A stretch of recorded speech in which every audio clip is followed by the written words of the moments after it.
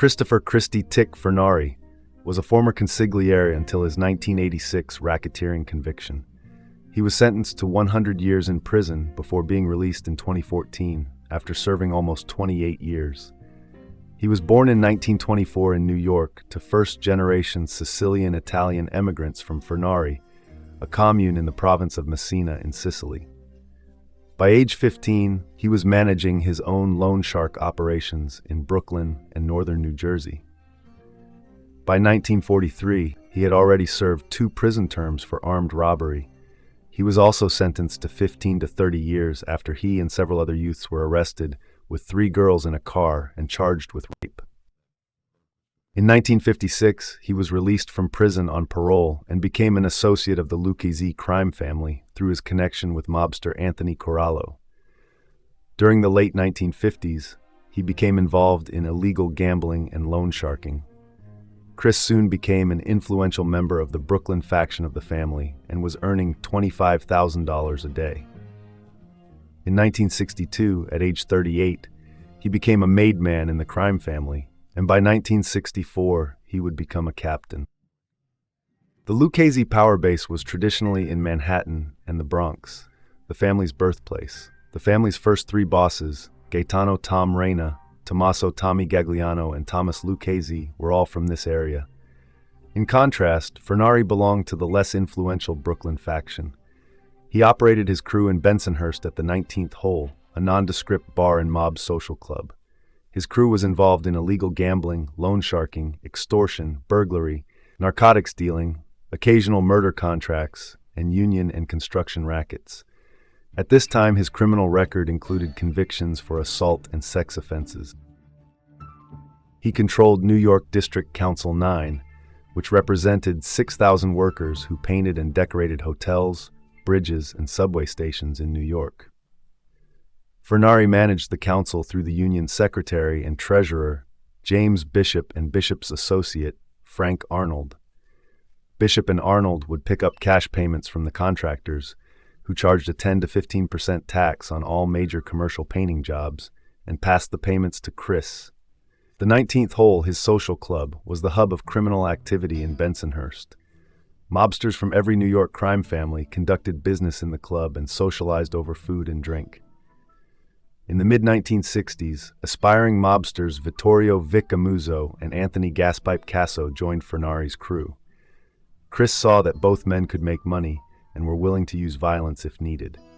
He put Amuzzo and Casso in charge of a large bookmaking operation and debt-collecting operation.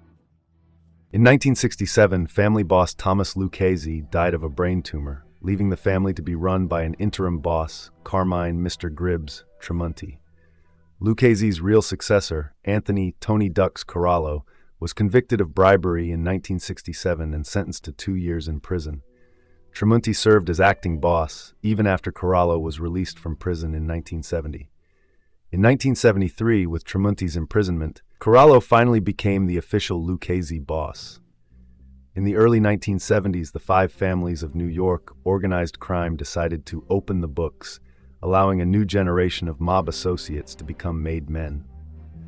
Furnari immediately sponsored Amuzzo and Casso for family membership, and then made them overseers of the Bypass Gang, a highly successful burglary ring. During the 1970s and 1980s, the Bypass Gang reportedly stole hundreds of millions of dollars in cash, jewelry, and other merchandise. In 1980, Furnari was promoted to consigliere in the Lucchese family. He wanted Casso to take over as capo of the 19th Hole crew, but Casso declined and endorsed Amuzzo instead. Casso opted to become Furnari's aide. A consigliere is allowed to have one soldier work directly for him. He enjoyed enormous influence both within his own family, the other New York families, and crime families from other U.S. cities. He continued to oversee his criminal interests from the 19th Hole, but spent much of his time providing advice and mediation for family members, as well as settling disputes with the other families. Chris reigned as one of New York's top mafiosi throughout the early 1980s, until his 1985 racketeering indictment. On February 25, 1985, Furnari was indicted in the Mafia commission case, the most comprehensive racketeer-influenced and corrupt organizations act prosecution brought against the mob at the time. He was indicted as a result of an FBI probe that used undercover surveillance and bugging techniques against the mob leaders. The bug that snared him had been placed in Salvatore Avellino's Jaguar car. FBI surveillance recorded Corallo conducting business with Christopher and other family leaders. Pleading not guilty to the charges, he was released on a $1.75 million bail pending trial. In early 1986, while he was awaiting the commission trial, the Lucchese crime family uncovered a new, potentially lucrative racket. A Russian-American crime family based in Brighton Beach in Brooklyn, run by Ukrainian immigrant Marat Balagula, had started to bootleg gasoline. By collecting gasoline taxes from customers and then not paying them to the government, Balagula was making very large profits. When Colombo crime family captain Michael Franzese started pressing Balagula for extortion payments, Balagula went to Furnari for help. Anthony Casso later reported on a meeting at the 19th hole in which Furnari told Balagula, "Here there's enough for everybody to be happy, to leave the table satisfied. What we must avoid is trouble between us and the other families. I propose to make a deal with the others so there's no bad blood. Meanwhile, we will send word out that from now on you and your people are with the Lucchese family. No one will bother you. If anyone does bother you, come to us and Anthony will take care of it." As a result of the 19th hole meeting, the five families imposed a 2-cent per gallon family tax on Balagula's bootlegging operation, which became their greatest moneymaker after drug trafficking. According to one former associate, the Mafia reminded Marat of the apparatchiks in the Soviet Union. He thought as long as he gave them something they would be valuable allies. Then all of a sudden, he was at risk of being killed if he couldn't pay to the penny. According to author Philip Carlo, it didn't take long for word on the street to reach the Russian underworld. Marat Balagula was paying off the Italians.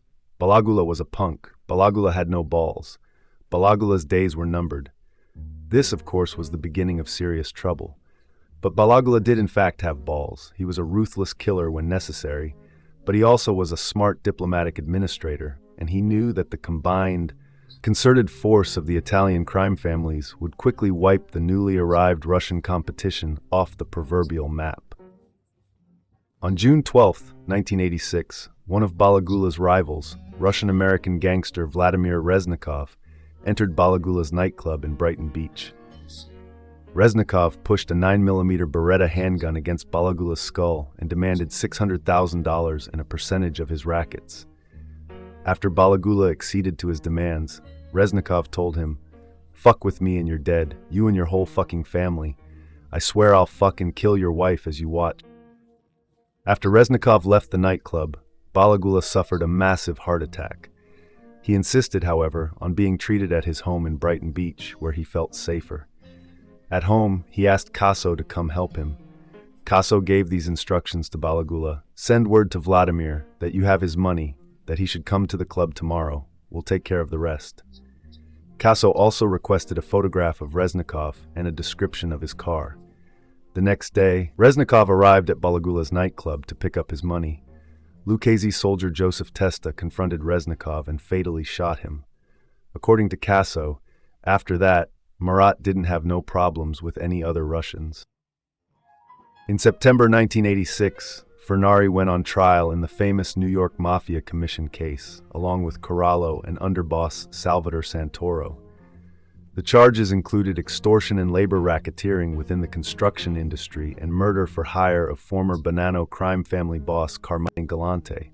Galante had been gunned down on July 12, 1979, allegedly on the orders of the commission.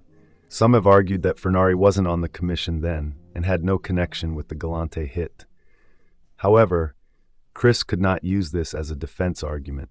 By the fall of 1986, Corallo realized that he, Santoro, and Furnari would not only be convicted, but were facing sentences that would all but assure they would die in prison. Furnari persuaded Corallo that either Amuso or Casso should become the new boss. At a meeting in Furnari's home, Amuso and Casso all agreed that Amuso should succeed Corallo as boss. On November 19, 1986, Furnari was convicted on all counts, including the Galante murder. On January 13, 1987, he was sentenced to 100 years in prison without parole and fined $240,000.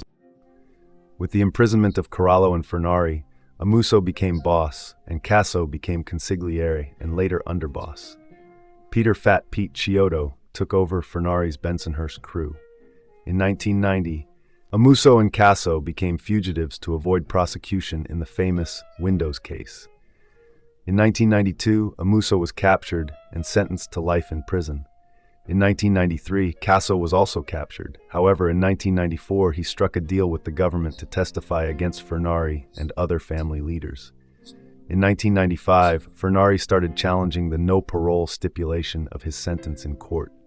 The government had previously revoked Casso's witness deal with prosecutors, and in 1996, Casso was sentenced to life in prison.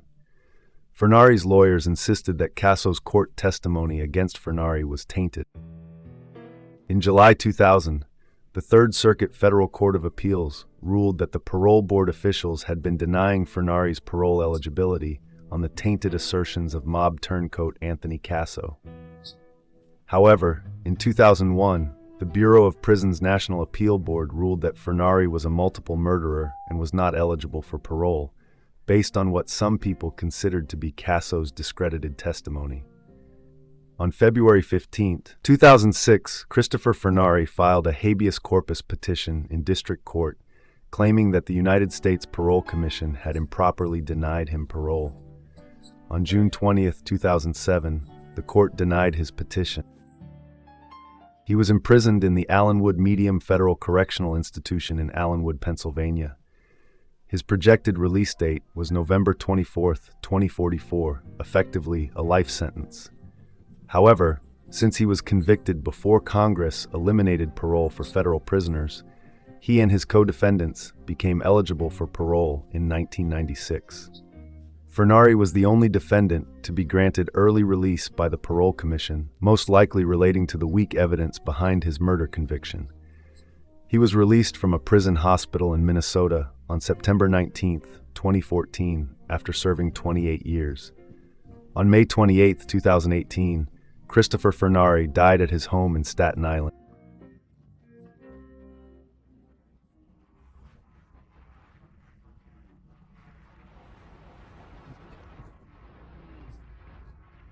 If you haven't already, please take a second to subscribe to the channel, and also don't forget to click on the notification bell, so you'll be up to date on all videos released from the Everything Network.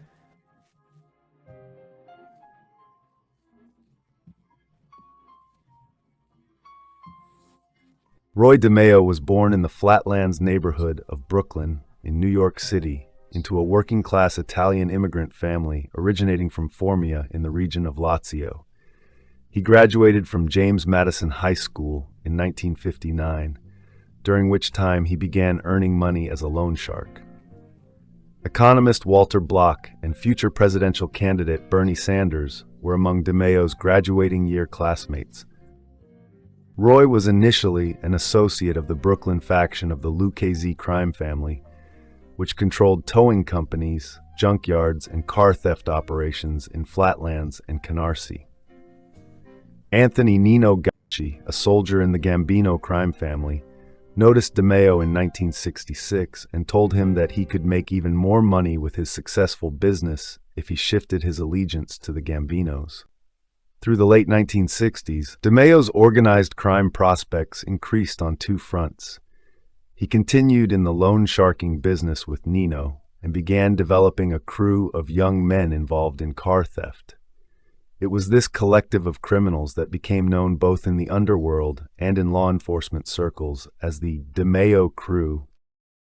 The first member of the DeMeo Crew was 16-year-old Harvey Chris Rosenberg, who met Roy in 1966 when he was dealing marijuana at a Canarsie gas station. He helped Rosenberg increase his business and profits by loaning him money so that he could deal in larger amounts. By 1972, Rosenberg had introduced his friends to Roy, and they began working for him as well. The additional members of the crew came to include Joseph and Patrick Testa, Anthony Center, Richard and Frederick Denome, Henry Borelli, Joseph Dracula Guglielmo, DeMeo's cousin, and later Vito Arena Carlo Profeta.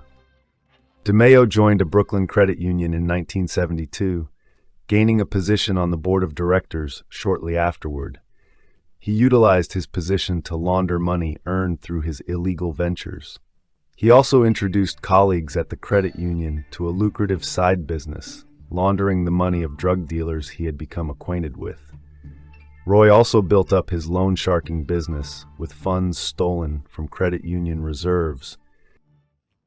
DeMeo's collection of loan shark customers, while still primarily those in the car industry, soon included other businesses such as a dentist's office, an abortion clinic, restaurants, and flea markets. He was also listed as an employee for a Brooklyn company named S&C Sportswear Corporation, and frequently told his neighbors he worked in construction, food retailing, and the used car business. Bonanno family underboss Salvatore Vitale claimed to the FBI that in 1974, he was ordered to deliver the corpse of a man who had just been murdered to a garage in Queens so that it could be disposed of by Roy. In late 1974, a conflict escalated between the DeMeo crew and Andre Katz, a young auto repair shop owner who was partners with Roy in a stolen car ring. In January 1975, Katz visited the Brooklyn District Attorney's office and voluntarily provided them information that Rosenberg was heavily involved in car theft. Roy learned about the meeting immediately afterward from an NYPD auto crimes detective on his payroll. Roy ordered Borelli to contact a female acquaintance, Babette Judith Questel, about being used as bait. In May 1975, Andre Katz appeared before a Brooklyn grand jury and divulged what he knew about the crew's illegal activities. On June 13, 1975, Questel was used to successfully lure Katz to her apartment complex for what he thought was a date, where upon arrival, he was immediately abducted by members of the DeMeo crew. He was then taken to the meat department of a supermarket in Rockaway Beach, Queens, where he was stabbed multiple times in the heart and then in the back with a butcher knife. After being decapitated, Katz's head was then put through a machine normally used for compacting cardboard boxes, where it was crushed. The body parts were wrapped in plastic bags and deposited into the supermarket's dumpster, where they were discovered days later when a pedestrian walking his dog spotted one of Katz's legs lying on a curb near the store. The police reported to the press that a grisly, brutal killing had occurred, but that was the extent of the information given. The body was identified as Katz's 2 days later through the use of dental records. As the 1970s progressed, Roy cultivated his followers into a crew experienced with the process of murdering and dismembering victims. With the exception of killings intended to send a message to any who would hinder their criminal activities, or murders that presented no other alternative, a set method of execution was established by the DeMeo crew to ensure that victims would be dispatched quickly and then made to disappear. The style of execution was dubbed the Gemini method, after the Gemini Lounge, a bar which served as the primary hangout of the crew, as well as the site where most of their victims were killed. The process of the Gemini method, as revealed by multiple crew members and associates who became government witnesses in the early 1980s, was to lure the victim through the side door of the lounge and into the apartment in the back portion of the building. At this point, a crew member, almost always Roy according to crew member turned government witness Frederick Denome, would approach with a silenced pistol in one hand and a towel in the other, shooting the victim in the head, then wrapping the towel around the victim's head wound like a turban to stanch the blood flow. Immediately after, another member of the crew, originally Rosenberg, would stab the victim in the heart to prevent more blood from pumping out of the gunshot wound. By then, the victim would be dead, at which point the body would be stripped of clothing and dragged into a bathroom, where the remaining blood drained out or congealed within the body. This was to eliminate the messiness of the next step, when crew members would place the body onto plastic sheets laid out in the main room and proceed to dismember it, cutting off the arms, legs, and head. Following dismemberment, the body parts would then be put into bags, placed in cardboard boxes, and sent to the Fountain Avenue landfill in Brooklyn. So many tons of garbage were dropped each day at the dump that it would be nearly impossible for the bodies to be discovered. During the initial stages of an early 1980s investigation targeting the DeMeo crew, a plan by authorities to excavate sections of the dump to locate remains was aborted when it was deemed too costly and unlikely to locate any meaningful evidence. The landfill, opposite the Starrett City apartment complex on Pennsylvania Avenue in the East New York section of Brooklyn, was closed in 1985 and capped over since. All signs and odors that a landfill had existed are gone, replaced by parkland. Some victims were killed in other ways for varying reasons. At times, suspected informants or those who committed an act of disrespect against a member of the crew or their superiors had their bodies left in the streets to serve as a message and warning. There were also occasions where it would not be possible to lure the intended victim into the Gemini Lounge, in which case other locations would have to be used. A cabin cruiser owned by Richard Denome was used on at least one occasion to dispose of remains at sea. In the latter half of 1975, Roy became a silent partner in a peep show and prostitution establishment in Bricktown, New Jersey, after the owner of the business became unable to pay his loan-sharking debts. He also began dealing in bestiality and child pornography, which he sold to his New Jersey establishment as well as connections in Rhode Island. When Nino found out about Roy's involvement in such taboo films, he demanded that Roy stop under the threat of death. However, DeMeo defied Nino and continued the practice. Nino did not retaliate, and according to his nephew Dominic Montiglio, the subject was never mentioned again as long as Roy continued making payments to Nino. DeMeo also dealt in narcotics despite the Gambino family strictly forbidding such activity. He financed a major operation importing Colombian marijuana, which was unloaded from an offshore freighter and sold at various auto shops in Canarsie, and also sold cocaine out of the Gemini Lounge. As 1975 drew to a close, Roy was the subject of an IRS investigation into his income. Months earlier, his credit union had been pushed into insolvency as a result of the plundering of its finances by DeMeo and his crew. Roy quit the credit union as a result. Before an indictment could be handed down against him, he utilized false affidavits from businesses owned by friends and acquaintances, claiming he was on their payrolls as an employee. These affidavits served to account for some of his income, allowing him to reach a settlement with the IRS. Roy's sources of income, as well as his crew, continued to grow.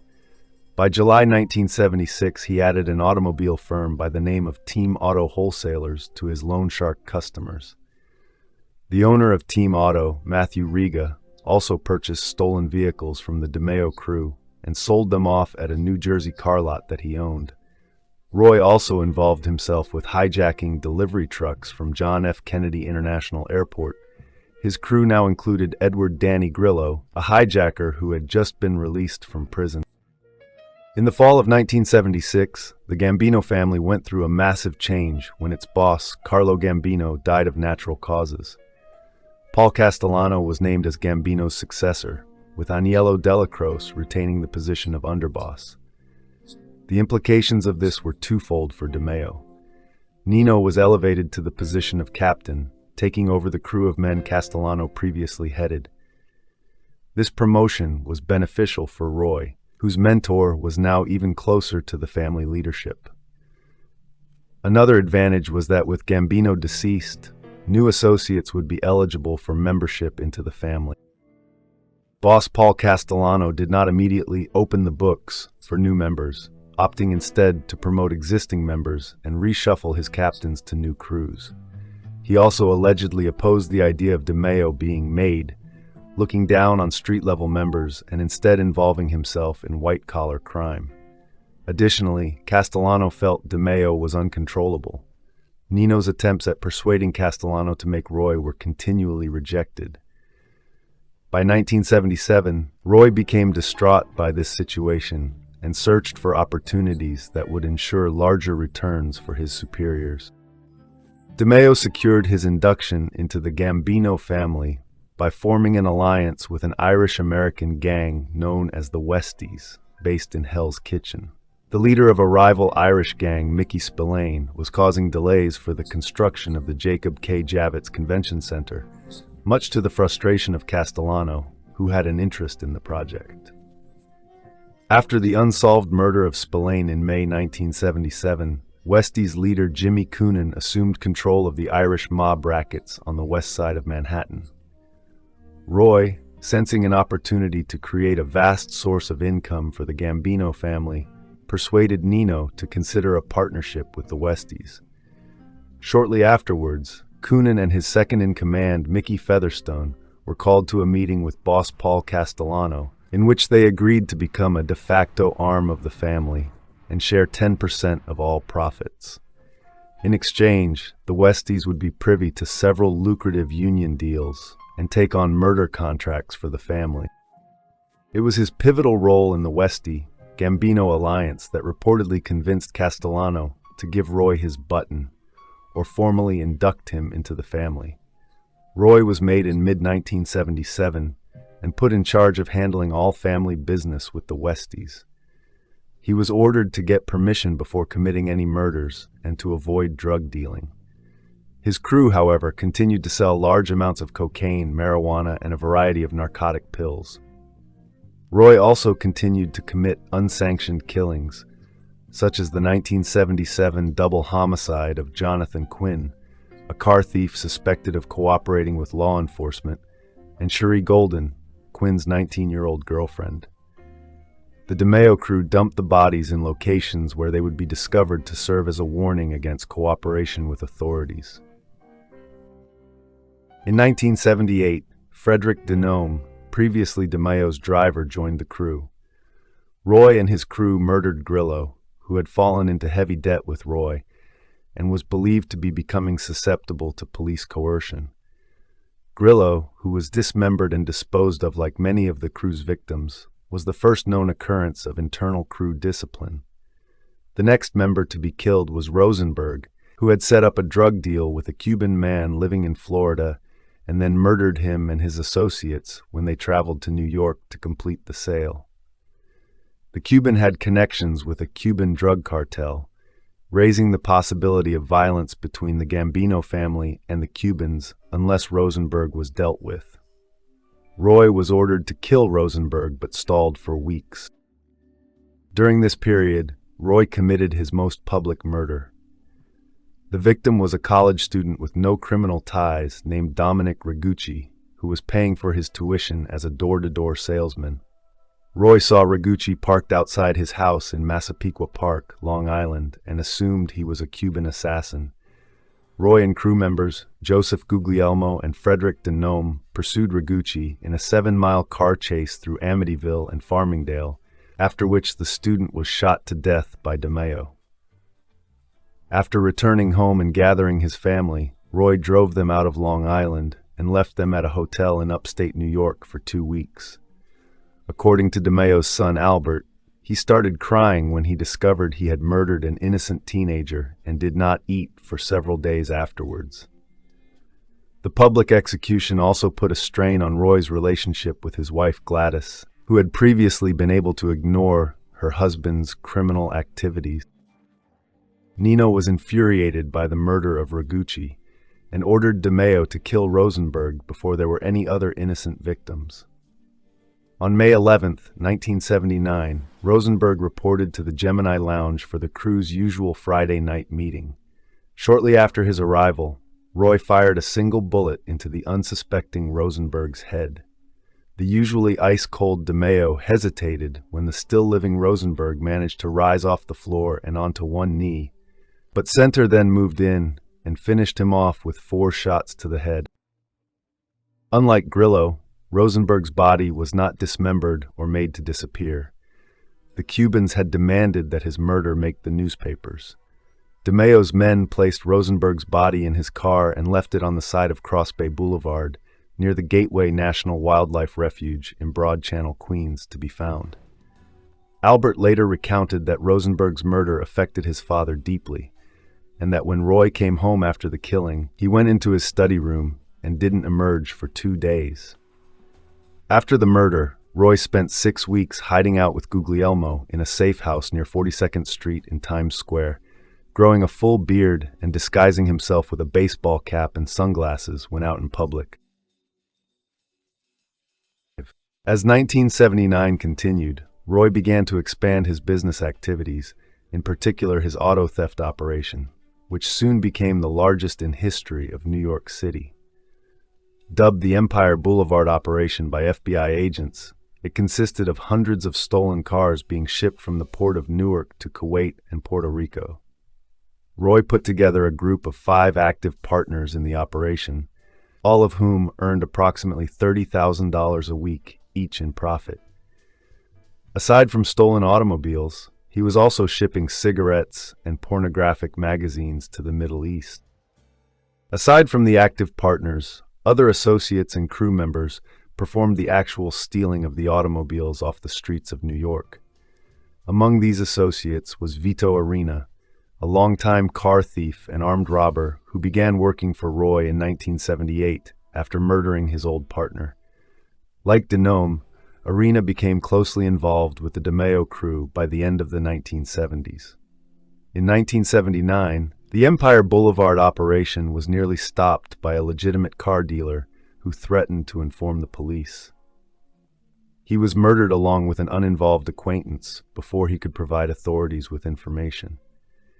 In late 1979, Nino and Roy became involved in a conflict with James Eppolito and James Eppolito Jr., 2 made Gambino members in Nino's crew. They were the paternal uncle and cousin, respectively, of a corrupt former New York City Police Department detective, Luis Eppolito, whose father, Ralph, brother of James Sr., was also a made member of the Gambino family.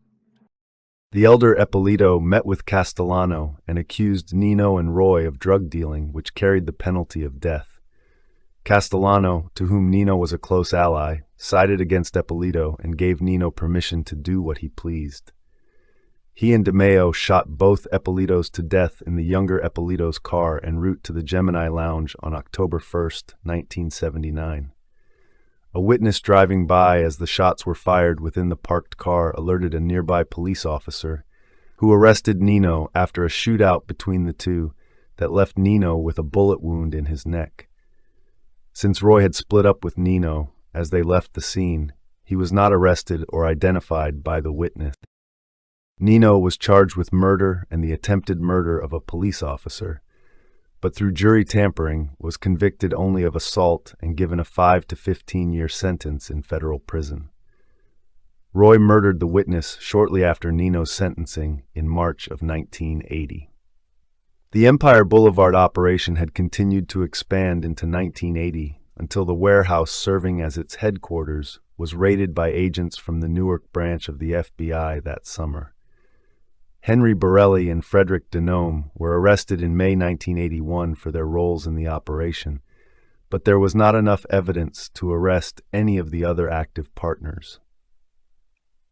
Roy ordered Henry and Freddie to plead guilty to the charges in hopes that it would stop any further investigations into his activities. By 1982, the FBI was investigating the enormous number of missing and murdered persons who were linked to DeMayo or who had last been seen entering the Gemini Lounge.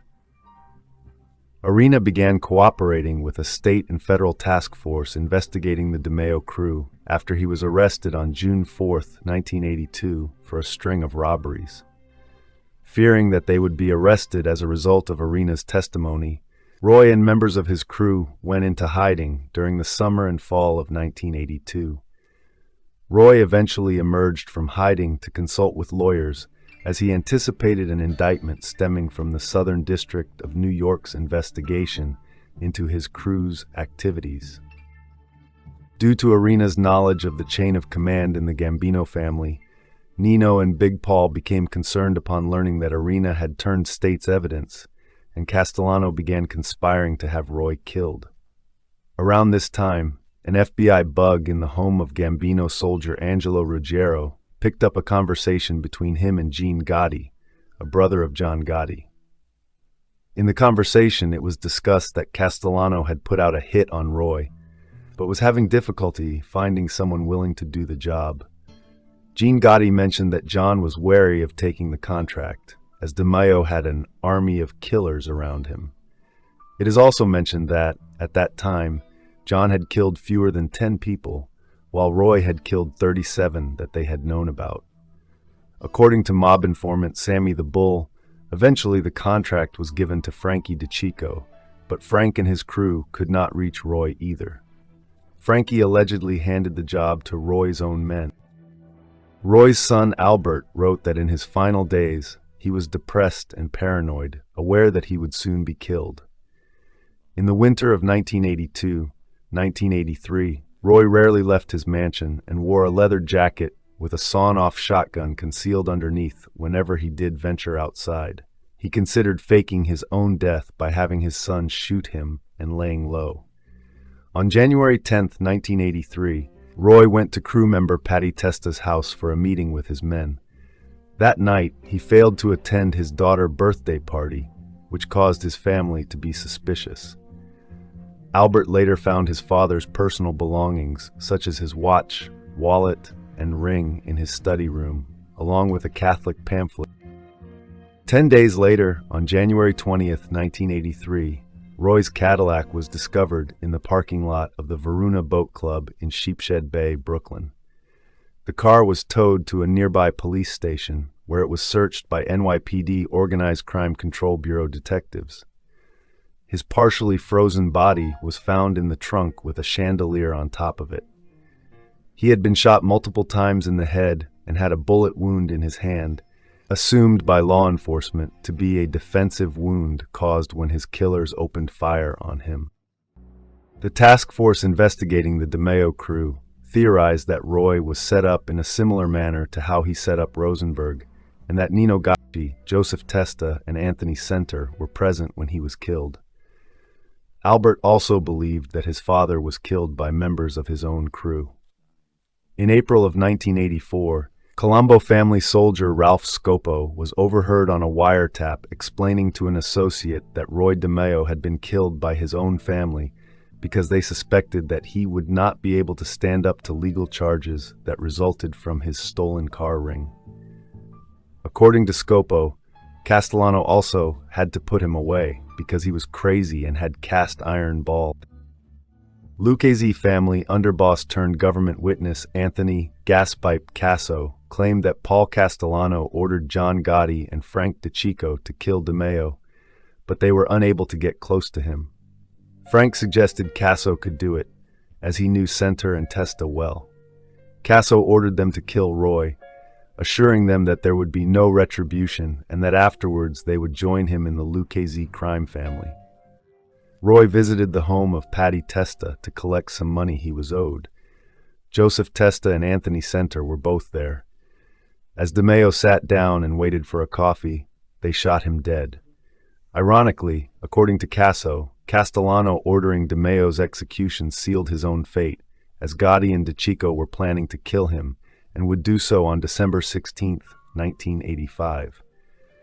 Casso said they would never have dared to move against Castellano while Roy was still alive. In 1984, a 78-count indictment was filed against 24 defendants, including Paul Castellano, Nino Gacci, and the surviving members of the DeMaio crew. The charges related to car theft, racketeering, and drug trafficking. Castellano was indicted for ordering Roy's murder, as well as a host of other crimes, but was killed in December 1985 while out on bail in the middle of the first trial. John Gotti, who ordered the hit, became the new boss of the Gambino family. Nino became the lead defendant after Castellano's death, but himself soon died later of natural causes. 6 members of Roy's crew were convicted, with Borelli and one other defendant found guilty of 2 counts of murder.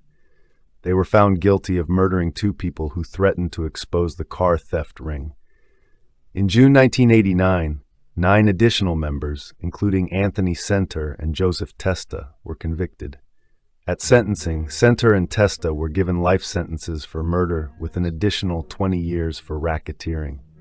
Prosecutor William Mack, Jr. stated that the DeMeo crew is the most violent crew ever prosecuted in federal court, as far as my knowledge, and that Roy engaged in wholesale slaughter. The convictions were secured in large part by testimony of former members Frederick Denome and Dominic Montiglio, as well as Vito Arena. Montiglio turned when he learned that Nino, his uncle, had put a contract on his life and was placed in the Witness Protection Program for 20 years for his testimony. Richard Denome was murdered in 1984. Frederick Denome died in what was ruled as a suicide in 1989. Arena left New York City that same year after serving 6 years of an 18-year sentence after his testimony. He was killed in a 1991 robbery in Texas. The Gemini Lounge later became a storefront church.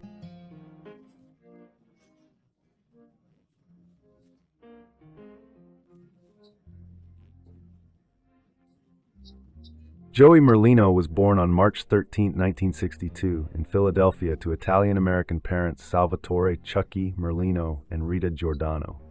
He was raised in South Philadelphia and Ventnor City, New Jersey. He is also the nephew of deceased Philadelphia crime family mobster turned government witness Lawrence Yogi Merlino. Joey's sister, Maria, was briefly engaged to Salvatore Testa. He had been friends with future made man in the Philadelphia crime family, Mikey Chang Ciancaglini, and his brother Joey since attending St. Thomas Aquinas grade school in Philadelphia's Point Breeze neighborhood. Merlino's father owned and operated the 9M bar in Southwark that Nicky Scarfo used as his criminal headquarters during his attempt to become the new boss of the Philadelphia crime family. In August 1982, at age 20, Joey Merlino and Salvatore Scafidi, son of bookmaker Gaetano Scafidi, Sr., beat and stabbed 2 male patrons at the Lido restaurant in Atlantic City. In '84, Merlino was found guilty on 2 counts of aggravated assault and 1 count of possession of a weapon for unlawful purpose. In the summer of that year, he was banned by the New Jersey Casino Control Commission from New Jersey casinos. His father, Salvatore, would also be banned by the same commission as his son for his criminal activities on May 23, 1984.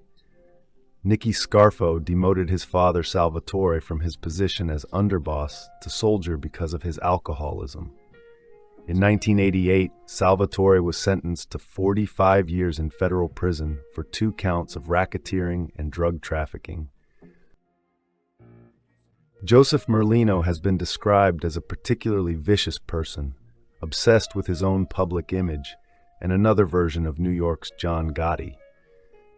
Joey was a party guy, said a mob associate of the crime family that was a police officer turned gangster then government witness. He liked to go out, he liked to gamble, he liked the high life. He invited TV crews to his annual Christmas party for the homeless, and was a fixture at the city's nightclubs, restaurants, and sporting events. Along with his longtime buddies and future mobsters, he was known to beat up people, rob people, and start fights in clubs. On October 31, 1989, Nicky Jr., the son of imprisoned Philadelphia family boss Nicky Scarfo Sr., was shot in an Italian restaurant in Bella Vista. The younger Scarfo was shot 8 times with a MAC-10, but was not hit in any vital organs. He quickly recovered and left the hospital less than 2 weeks later. No one was ever charged with the attempted murder, but the Federal Bureau of Investigations and local law enforcement believe Merlino carried out the shooting to settle a score between the Scarfos and Merlinos, and to show that the elder Scarfo had no more power in Philadelphia. Merlino denied any involvement and claimed he was at home under house arrest the night of the shooting. Years later, when a TV reporter approached Merlino and asked about a rumored $500,000 bounty on his life, Joey responded, "Give me the $500,000 and I'll shoot myself." In August 1989, he was charged with interstate theft and conspiracy charges stemming from an incident where $352,000 was stolen from a Federal Armored Express truck in 1987.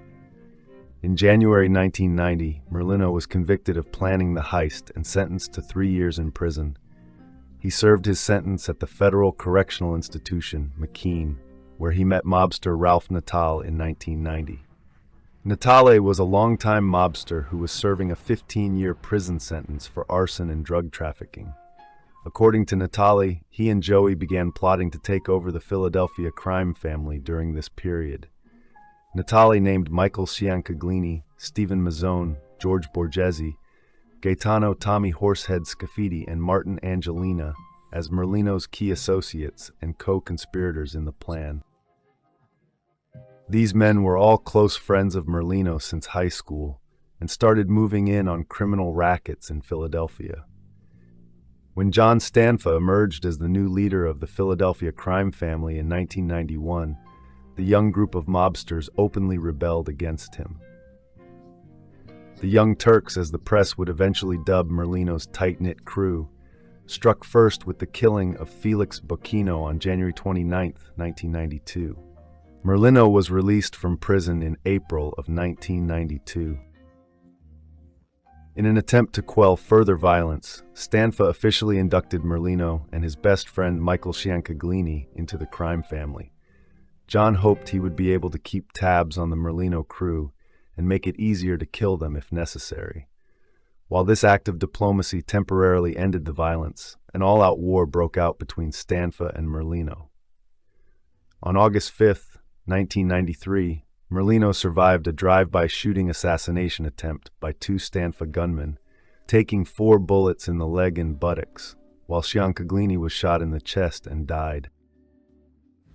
In return, a drive-by shooting was performed on boss John Stanfa and his son in the summer of '93 while they were driving on the Schuylkill Expressway. Stanfa escaped uninjured, and his son survived being shot in the jaw.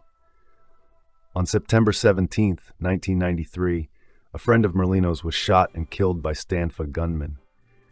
Stanfa gunman Philip Coletti testified in court that he planted a remote control bomb under Merlino's car several times, but that it failed to go off every time. Merlino was arrested by the FBI in November of 1993 and charged with violation of his supervised release and sent back to prison.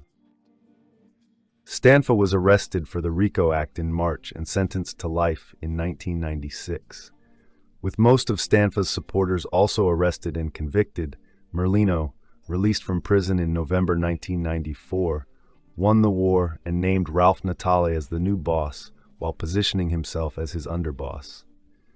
During Natale's reign, Merlino was the real power in the family, allowing Natale to become boss to direct law enforcement attention away from himself.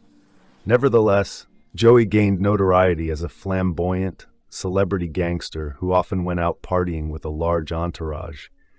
The press dubbed him the John Gotti of Passyunk Avenue due to his candid demeanor in front of news cameras, Passyunk Avenue being a street in South Philadelphia. He also invited the press when he held Christmas parties for the homeless and gave away turkeys at Thanksgiving in housing projects. The arrogance and aggressiveness of Merlino's young faction turned off a lot of criminals from working with the crime family. Joey would often make big bets with bookies and refuse to pay when he lost.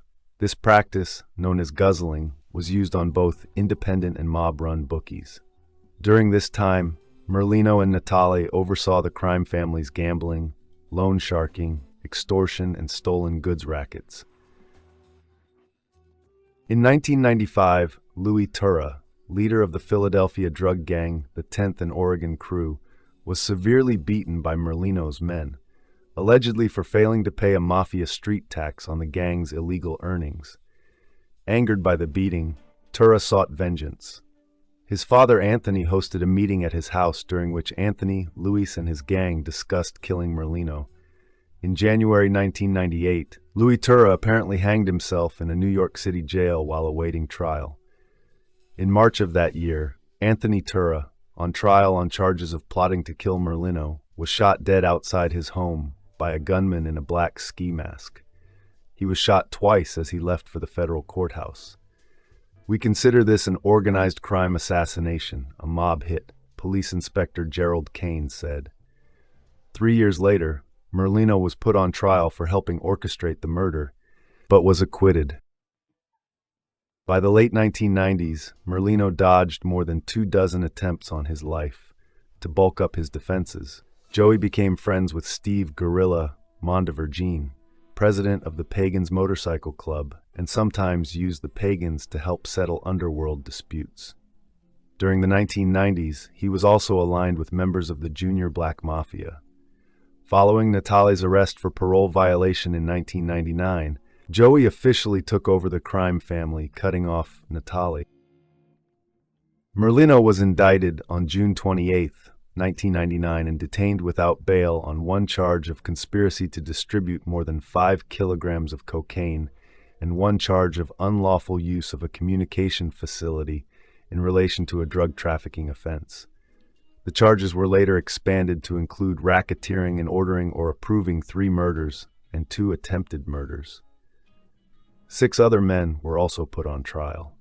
The prosecution's case was aided by several of Merlino's former Mafia cohorts agreeing to cooperate with the government. Natale agreed to cooperate in order to escape drug trafficking charges in 1999. Gaetano Scafidi agreed to cooperate in 2000 while finishing a prison sentence due to fears that he would be murdered by Merlino's crew.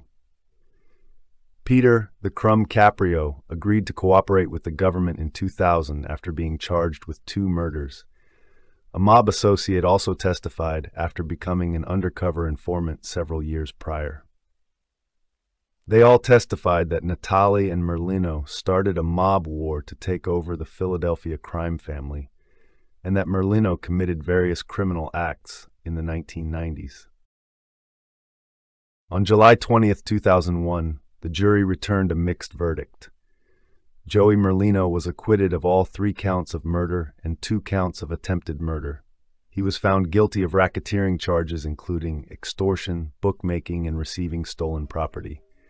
Along with Merlino, 6 of his peers were also convicted of various racketeering-related charges. On December 3, 2001, Judge Herbert J. Hutton gave Joey a 14-year prison sentence. Commenting on his conviction, "That ain't bad," Merlino said. "Better than the death penalty."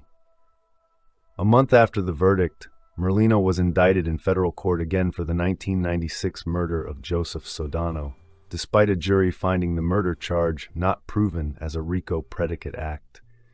In March 2004, Merlino was acquitted of Sodano's murder as a violent crime in aid of racketeering. Joey served his prison sentence at the Federal Correctional Institution in Terre Haute, Indiana. He was released from the correctional facility on March 15, 2011, after serving almost 12 years of his sentence. He was transferred to a halfway house in Florida for 6 months and then was on supervised release until 2015.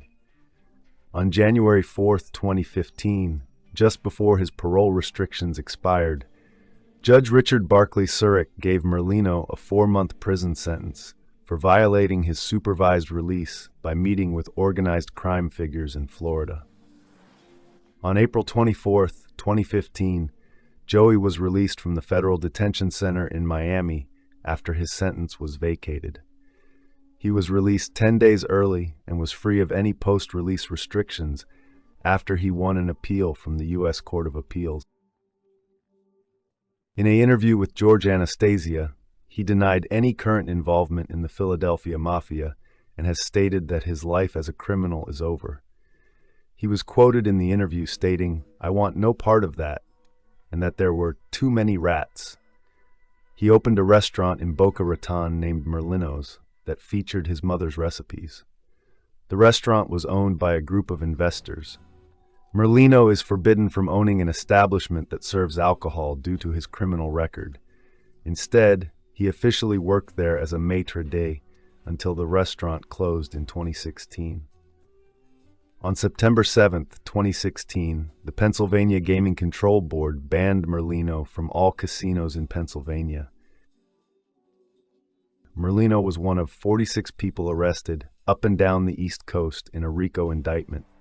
Merlino was arrested at his home in Florida and put on trial in New York City.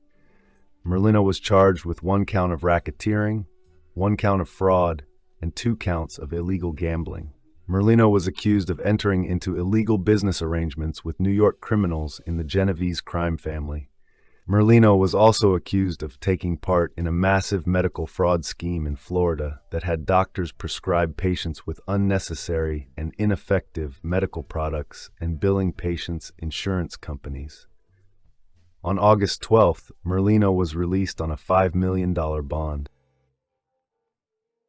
The other 45 men charged in the broad indictment accepted favorable plea bargains and pleaded guilty to reduced charges. Merlino refused any plea offer and went to trial. The trial concluded after 2 weeks of testimony. The judge Richard J. Sullivan acquitted Merlino of all 4 charges. To avoid a retrial, Merlino entered into a plea deal with federal prosecutors on April 27th. He agreed to plead guilty to 1 charge of facilitating illegal gambling transactions via an electronic device in exchange for the U.S. Attorney's Office dropping the remaining charges against him and recommending a prison sentence between 10 and 16 months.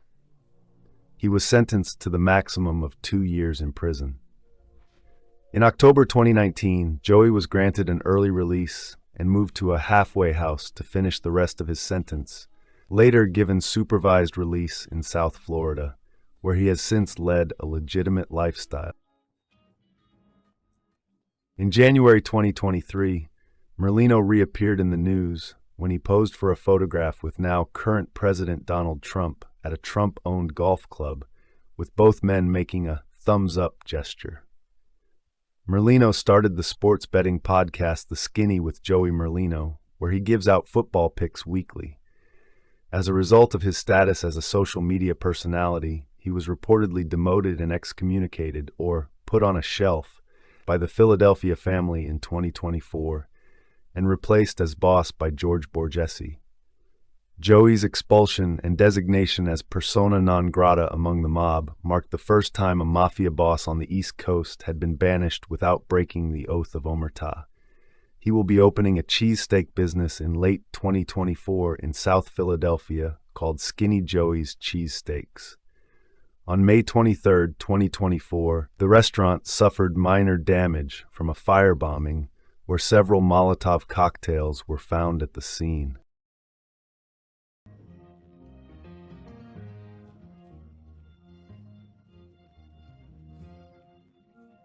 Salvatore Vitale was born on September 22, 1947, in Maspeth, Queens in New York City. He was the son of Giuseppe and Lily Vitale, who had emigrated from the village of San Giuseppe Jato in Sicily after World War II. The couple had already had 3 daughters, but Salvatore was their only son to survive childbirth. Salvatore was described by his family as emotionally distant as a child. Sal first met Joseph Massino, future boss of the Bonanno family, as a child. Massino had begun dating Vitale's sister Josephine in 1956, and the couple married in 1960. Massino also befriended Sal, becoming a surrogate big brother to his future brother-in-law. Unlike Massino, Vitale graduated from Grover Cleveland High School in Ridgewood, Queens. He also attempted to have a legitimate career. He entered the United States military and had been trained as a paratrooper. Discharged in 1968, he went on to work briefly as a New York State Department of Corrections and Community Supervision corrections officer, working in Queens with drug offenders. He and his wife Diana moved to Long Island, a safe distance from mob-entrenched Maspeth, to have a better life for themselves. Salvatore managed his own social club in Maspeth, not far from Joseph Massino's Casablanca restaurant and catering service, where he would meet with his underlings. His son Anthony would later work for mob associate Robert Perino at the New York Post after he dropped out of college. When he quit that job, Sal approached Joseph Massino for criminal work within the crime family and soon became involved in burglaries and transport truck hijacking. He was given a no-show job as a food consultant for King Caterers. Joe Massino began jockeying for power with Dominic "Sonny Black" Napolitano, another loyalist captain to the boss Philip Rastelli. Both men were themselves threatened by another faction seeking to depose the absentee boss, led by captains Alphonse "Sonny Red" Indelicato, Dominic "Big Trin" Trincera, and Philip Giacconi. The commission initially tried to maintain neutrality, but in 1981, Massino got word from Carmine "Tutti" Franzese, Sonny Franzese's cousin, that the three captains were stocking up on automatic weapons and planning to kill the Rastelli loyalists within the Bonanno family to take complete control. Massino turned to Colombo crime family boss Carmine Persico and Gambino boss Paul Castellano for advice. They told him to act immediately. Massino, Napolitano, and Gerlando Sciascia, a Sicilian-born capo linked to the Montreal Rizzuto crime family, arranged a meeting at a Brooklyn social club with the three capos for May 5, 1981. They had 4 gunmen, including Vitale and Bonanno-affiliated Montreal boss Vito Rizzuto, hiding in a closet to ambush them. When Trincera, Giaccone, and Indelicato arrived with Frank Lino to meet Massino, they were shot to death, with Massino himself stopping Indelicato from escaping. Lino escaped unscathed by running out the door. The hit further improved Massino's prestige, but was marred by both Lino's escape and the discovery of Indelicato's body on May 28th. On April 21, 1983, Rastelli was paroled, and he and Massino ordered the murder of Bonanno soldier Cesare Bonventri. Massino summoned Vitale, Louis Atanasio, and James Tartaglione to his hideout and gave them the order. By this time, even though Rastelli was still officially head of the family, Joe Massino was considered by most mobsters to be the family's street boss and field commander in all but name, as well as Rastelli's heir apparent. According to Sal Vitale, Massino had Bonventre killed for giving him no support when he was in hiding. In April 1984, Bonventre was called to a meeting with Rastelli in Queens. He was picked up by Vitale and Atanasio and driven to a garage. En route, Atanasio shot Bonventre twice in the head but only wounded him. He would kill Bonventre with 2 more shots when they reached their destination. The task of disposing of Bonventre's corpse was handed to Gabriel Infanti, who promised Vitale that Bonventre's remains would disappear forever. However, after a tip to law enforcement, the remains were discovered on April 16, 1984, in a warehouse in Garfield, New Jersey, stuffed into 2 55-gallon glue drums. For his part in the hit, Massino had Vitale initiated into the Bonanno family. Later in 1984, both secured no-show jobs with the Long Island-based King Caterers in exchange for protecting them from Lucchese extortion. In 1985, an indictment charged Vitale as a co-conspirator in the hijacking cases alongside Massino. On October 15, 1986, Massino was found guilty of racketeering charges for accepting kickbacks on the Bonanno's behalf. He was sentenced to 10 years imprisonment, his first prison term. Rastelli, also convicted and in poor health during the trial, was sentenced to 12 years in prison. Around this time, Massino was believed to be the Bonanno family's official underboss. With Rastelli in declining health, Massino was also reckoned as the operating head of the family, though consigliere Anthony "Old Man" Sparrow was nominally acting boss. In April 1987, Joe and Sal went on trial for truck hijacking and conspiracy to commit the triple murder, defended by Samuel H. Dawson and Bruce Cutler, respectively. On June 3rd, while both men were convicted on hijacking charges, they were cleared of the murder conspiracy charges. Further, the only proven criminal acts took place outside the RICO Act's 5-year statute of limitations. Without evidence that the criminal enterprise was still active in this time frame, the jury returned a special verdict clearing Massino and Vitale of these charges as well. On Massino's orders, Sal organized the murder of Gabriel Infanti, who had also botched a 1982 hit on Anthony Gilberti and was suspected of being an informant. During his meetings with Joe Massino in prison, Vitale, on behalf of the Bonanno's capos, urged his brother-in-law to become boss in name as well as in fact. Rastelli had spent all but 2 years of his reign behind bars, and many felt Massino would bring the family stability. He was reluctant to take over as long as Rastelli was alive. Not only was he respectful of Rastelli's sponsorship of his Mafia career, but Mafia tradition dictates that a boss keeps his title for life unless he abdicates. However, in the spring of 1991, Joe Massino told Sal Vitale, "If Rastelli dies, make me boss." Rastelli died on June 24, 1991. A few days after his funeral, in accordance with Massino's orders, Vitale called a meeting of the family's captains, and Joe Massino was acclaimed as boss. Massino was granted 2 years supervised release on November 13, 1992. During that time, he could not associate with convicted mafiosi. To get around this restriction, he named Vitale underboss and designated him as his messenger for the duration of his supervised release. While the FBI suspected Sal Vitale was a mafioso, he had never been convicted of a mafia-related crime. The FBI would thus have no reason to be suspicious of him associating with Massino, since they were brothers-in-law. He returned to his job at King Caterers, and in 1996 became co-owner of Casablanca, a well-reviewed Macbeth Italian restaurant. To minimize the damage from informants or undercover investigations, Massino decentralized the family's organization.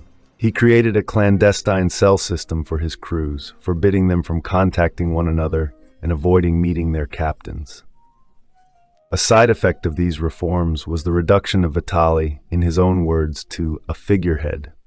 By the time of Massino's release, the Bonanno family had grown tired of Vitale, regarding him as greedy and overstepping his authority. In the new structure of the family, Vitale lost the underboss's usual role as a go-between for the boss, as well as the share of the family's profits those duties entailed, and Massino made it clear to Vitale his unpopularity was a factor in these changes. Vitale remained loyal, however, and helped Massino organize the March 18, 1999 murder of Gerlando Sciascia.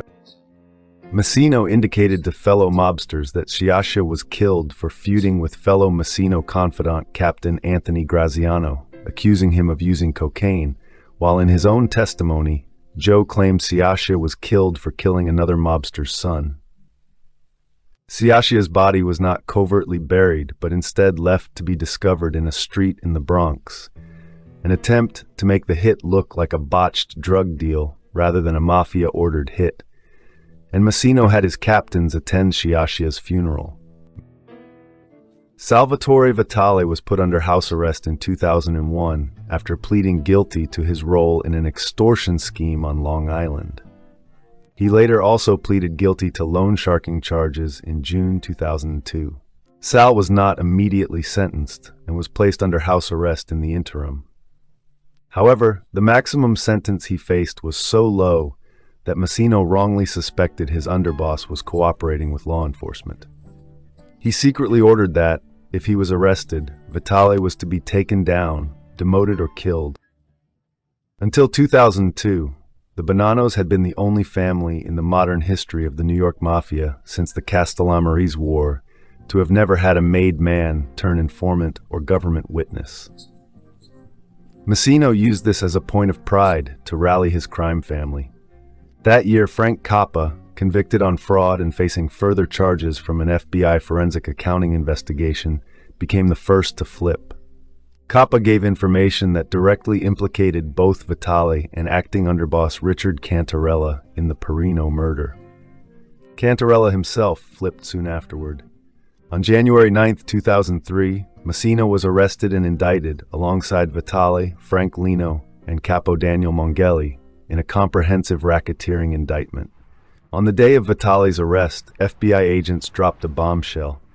They had evidence that Massino believed Vitale had turned informer and had gone as far as to put a contract on him. It turned out that Cappa and Cantarella had told the FBI of Massino's earlier plans to kill his brother-in-law. While in custody, Massino again put out the word that he was very upset with Vitale and wanted to give him a receipt, his term for a whacking. Other Bonanno defendants awaiting trial began calling Vitale Fredo, after Fredo Corleone, Michael Corleone's turncoat brother in The Godfather Part 2. The FBI took the threat very seriously, going as far as to house Massino and Vitale in separate prisons, Massino in Brooklyn, Vitale in Manhattan, and keep them apart when they were not appearing in court. Vitale was already dissatisfied by the lack of support he and his family received from Massino after his arrest. Despite this, he had every intention of staying loyal until learning that Massino wanted him killed. On the day he was arraigned with Massino, Vitale decided to flip as soon as it was safe to do so. He formally reached a deal with prosecutors in February. Shortly after Vitale reached his deal, Lino flipped as well. Lino knew that Vitale could implicate him in at least 4 murders, including that of Sonny Black. Also flipping was longtime Bonanno associate Duane Leisenheimer, whom Vitale implicated in several crimes, including 2 murders. When an investigator for Massino's defense team started probing to see if Leisenheimer would flip, Leisenheimer feared that Massino would put a contract on him and cut a deal with prosecutors for his own safety. While the prosecution relied heavily on the testimony of 5 other turncoats, Vitale was of particular significance to the prosecution's case. Not only was he the 3rd confessed underboss of a New York crime family to turn informer after the Gambinos Sammy the Bull and the Lucchese's Anthony Casso, but he had spent most of his 3 decades in the Mafia as a close confidant to Massino. This closeness allowed prosecutors to introduce evidence of over 3 decades of criminal activity by Massino and enabled Vitale to cover his brother-in-law's entire criminal history in his testimony. The only witness called by Massino's defense was an FBI agent to challenge Vitale's reliability. On the strength of testimony from Vitale and other turncoats, Massino was convicted on all 11 RICO counts on July 30, 2004. Facing the prospect of the death penalty for ordering Sciascia's murder, Massino almost immediately began talks for a plea deal of his own. He formally pleaded guilty to that charge on June 23, 2005, and was sentenced to 2 consecutive life sentences. Vitale had admitted to 11 murders, but for his cooperation was sentenced to time served on October 29, 2010, and entered the Witness Protection Program. Vitale's testimony led to the convictions of 51 organized crime figures. He returned to the stand again in March of 2012 to testify against Thomas Gioli.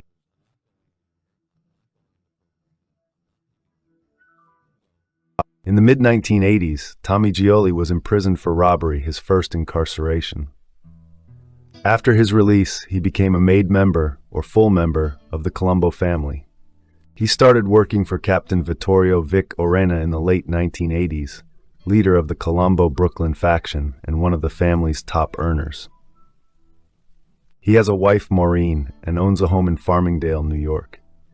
John Marzulli of New York Daily News discovered that he had a press pass from Long Island's Nightlife magazine that had been issued to him in the 1980s and expired in 1987.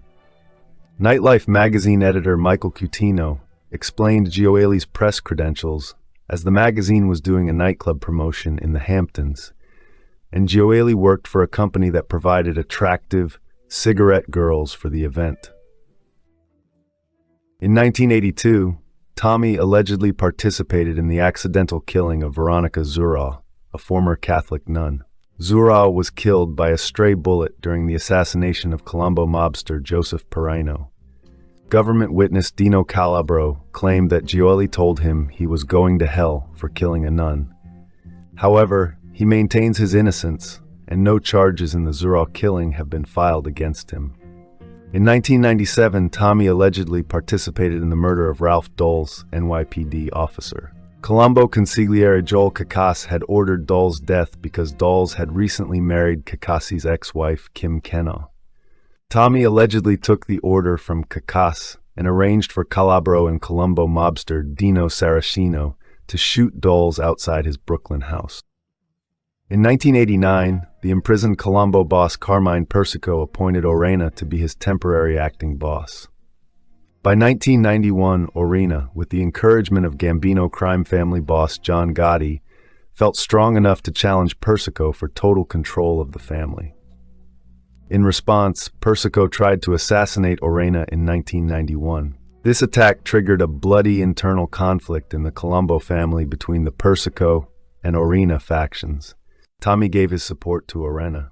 Bloody shootouts between the two factions in 1991 resulted in murders of prominent Orena supporters. As the war progressed, many Orena loyalists switched sides to the Persico faction to avoid being killed. In 1991, Tommy switched sides and became the top lieutenant and protege of hitman Gregory Scarpa Sr. On June 12, 1991, Gioeli Calabro and soldier Joseph Compatiello allegedly murdered Frank Marassa, an Orena loyalist, outside Marassa's home in Brooklyn. Gioeli allegedly murdered Marassa because he was falsely accused of being involved in the murder of another Colombo associate. On March 25, 1992, Gioeli and Calabro allegedly murdered John Minerva and Michael Imbergamo as they sat in a parked car on Long Island. Minerva was murdered because he was a Colombo soldier with the Orena faction. Imbergamo was a friend of Minerva's who was not involved in organized crime. On March 27, 1992, Gioeli and several Persico loyalists were ambushed and became involved in a high-speed car chase. Tommy was wounded in the shoulder and stomach, earning him the nickname Tommy Shots and a reputation for toughness. In 1992, Orena was arrested and indicted on racketeering and murder charges. In 1993, one of Orena's last remaining allies, Joseph Scopo, was killed, and Victor Orena was sentenced to life in prison. The Persico faction now claimed victory, and Persico's son, Alphonse, Little Alley Boy Persico, took effective control of the family. In the late 1990s, Persico and John DeRoss promoted Gioeli to capo regime. On August 3, 1995, him and other mobsters allegedly murdered Colombo associate Richard Greaves in Saraceno's basement apartment. Greaves had asked the Colombo leadership for permission to leave the family and move to the Midwest. However, the leaders feared that Greaves might become a government witness and ordered his killing. Tommy allegedly buried Greaves' body in an industrial park in Farmingdale, New York. In May of '99, Tommy Gioeli, Dino Calabro, and Dino Saraceno allegedly murdered William Wild Bill Cutolo, the new Colombo underboss, in Saraceno's apartment. Alphonse Persico had been recently convicted of a gun possession charge in Florida. He feared that Cutolo, a former Orena lieutenant, would seize control of the Colombo family. Persico ordered Cutolo to meet him in a park in Brooklyn. Gioeli, Calabro, and Saraceno took Cutolo to Saraceno's house, where they allegedly murdered him. Gioeli then allegedly buried Cutolo in the same location in Farmingdale, where he allegedly buried Greaves 4 years earlier. After the 2004 conviction of acting boss Joel Kakas, Gioeli was promoted to street boss, with his protege Paul Bavacqua as acting captain. Gioeli's position included meeting with Carmine Persico and conveying messages to family leaders such as Vincent and Benny Alloy, John Franzese, and John DeRoss. Gioeli was indicted for robbery, extortion, the 1991 Marassa murder, and the 1992 Minerva and Imbergamo murders. The robbery indictment involved a 1991 fur shop robbery in which Gioeli allegedly posed as a customer. On December 16, 2008, Gioeli was indicted on the 1995 Greaves murder and the 1999 Cutolo murder. Although Alphonse Persico was convicted in 2007 of ordering Cutolo's murder, prosecutors had lacked sufficient evidence then to indict Gioeli. However, by 2008, both Calabro and Compatiello were now government witnesses planning to testify against him. Gioeli was briefly hospitalized after suffering a minor stroke. Already diagnosed with diabetes and cardiac problems, he had unsuccessfully petitioned the court to be released from jail due to his medical problems. He has also complained to the court about his dental problems, the poor quality of the jail food, and allegedly unsanitary practices in the dispensation of his medicine. In July 2010, he was indicted in the 1997 Dawes murder. 2 years later, the jury returned a mixed verdict. Tommy was cleared of the Cutolo and Dawes murders, but convicted of racketeering conspiracy to commit murder in the Minerva and Marassa cases. And on March 19, 2014, he was sentenced to 18 years and 8 months in prison and ordered to pay $360,000 in restitution. In September of 2015, he was incarcerated in the low-security wing of the Federal Correctional Complex, Butner, in Butner, North Carolina, until he was released on May 3, 2023.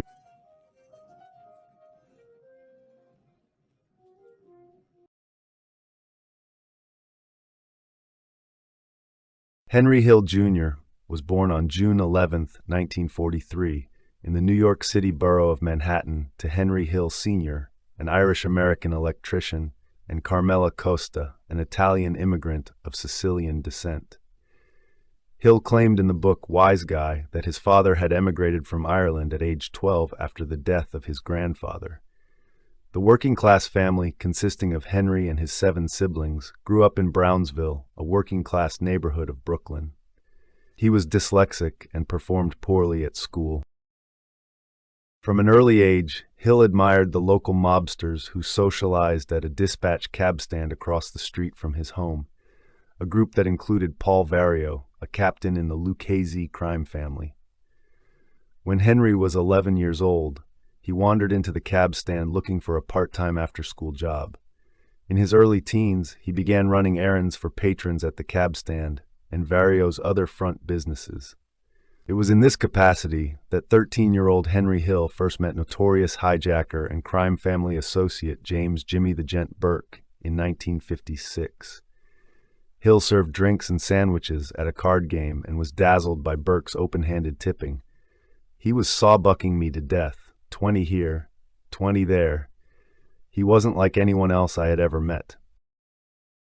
The following year, Vario's younger brother, Vito "Tuddy" Vario, and his son, Lenny Vario, presented Hill with a highly sought-after union card in the bricklayers' local. Hill would be a no-show and put on a building contractor's construction payroll, guaranteeing him a weekly salary of $190, equivalent to $2,130 in 2024.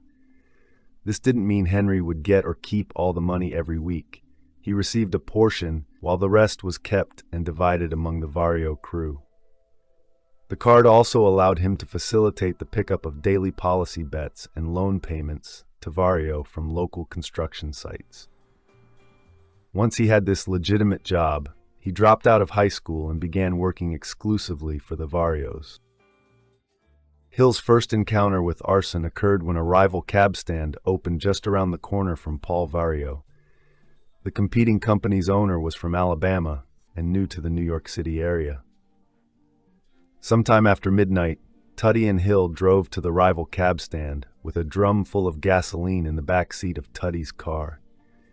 Hill smashed the cab windows and filled them with gasoline-soaked newspapers, then tossed in lit matchbooks. Hill was first arrested when he was aged 16. His arrest record is one of the few official documents which used his real name. Hill and Lenny, who was of the same age, had attempted to use a stolen credit card to buy snow tires for Tuddy's wife. When Hill and Lenny returned to Tuddy's, 2 police detectives apprehended Hill. During a rough interrogation, Hill gave his name and nothing else. Vario's attorney later facilitated his release on bail. While a suspended sentence resulted, Hill's refusal to talk earned him the respect of both Vario and Burke. Burke, in particular, saw great potential in Hill. Like Hill, Burke was of Irish ancestry and therefore ineligible to become a made man. The Vario crew, however, were happy to have associates of any ethnicity so long as they made money and refused to cooperate with authorities. In June 1960, at age 17, Hill joined the United States Army, serving with the 82nd Airborne Division at Fort Bragg in North Carolina. He claimed the timing was deliberate. The FBI's investigation into the 1957 Appalachian meeting had prompted a United States Senate investigation into organized crime and its links with businesses and unions. This resulted in the publication of a list of nearly 5,000 names of members and associates of the 5 New York crime families. Hill searched through a partial list, but could not find Vario listed among the crime family. Throughout his 3-year enlistment, Hill maintained his mob contacts. He also continued to hustle. In charge of kitchen detail, he sold surplus food, loan sharked pay advances to fellow soldiers, and sold tax-free cigarettes. Before his discharge, Hill spent 2 months in the stockade for stealing a local sheriff's car and brawling in a bar with Marines and a civilian.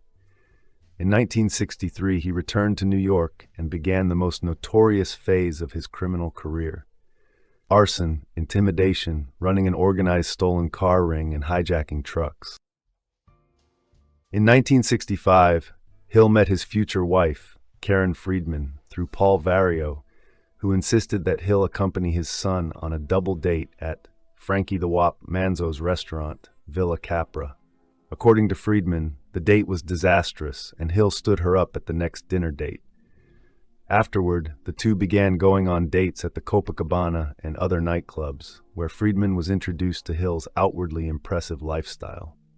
The two later married in a large North Carolina wedding, attended by most of Hill's mob associates. Shortly before midnight on April 6, 1967, Hill and Lucchese associate Tommy DeSimone drove to the Air France cargo terminal at John F. Kennedy International Airport with an empty suitcase, the largest Hill could find. Inside Connection Robert McMahon instructed the two to just walk in, as people often came to the terminal to pick up lost baggage. Tommy and Henry entered the unsecured area unchallenged and unlocked the door with a duplicate key. Using a small flashlight, they loaded 7 bags into the suitcase and left with $420,000, equivalent to $4 million in 2024. No alarm was raised, no shots were fired, and no one was injured.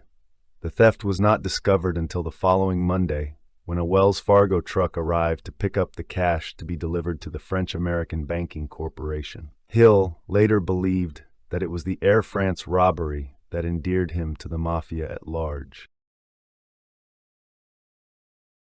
Hill used his share of the robbery proceeds to purchase a restaurant on Queens Boulevard called The Sweet, initially aiming to run it as a legitimate business and provide distance between himself and his mob associates. However, within several months, members of Lucchese and Gambino crews, including high-ranking Gambino members who were always there, moved into the club en masse and made it another mob hangout. According to the book Wise Guy, after William "Billy Bats" Bentvena was released from prison in 1970, a welcome home party was thrown for him at Robert's Lounge, which was owned by Burke. Hill stated that Bentvena saw DeSimone and jokingly asked him if he still shined shoes, which DeSimone perceived as an insult. DeSimone leaned over to Hill and Burke and said, "I'm gonna kill that fuck."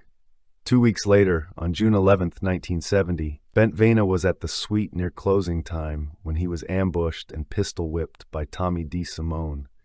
Hill said that before Tommy started to beat Bentvena, he yelled, "Shine these fucking shoes!"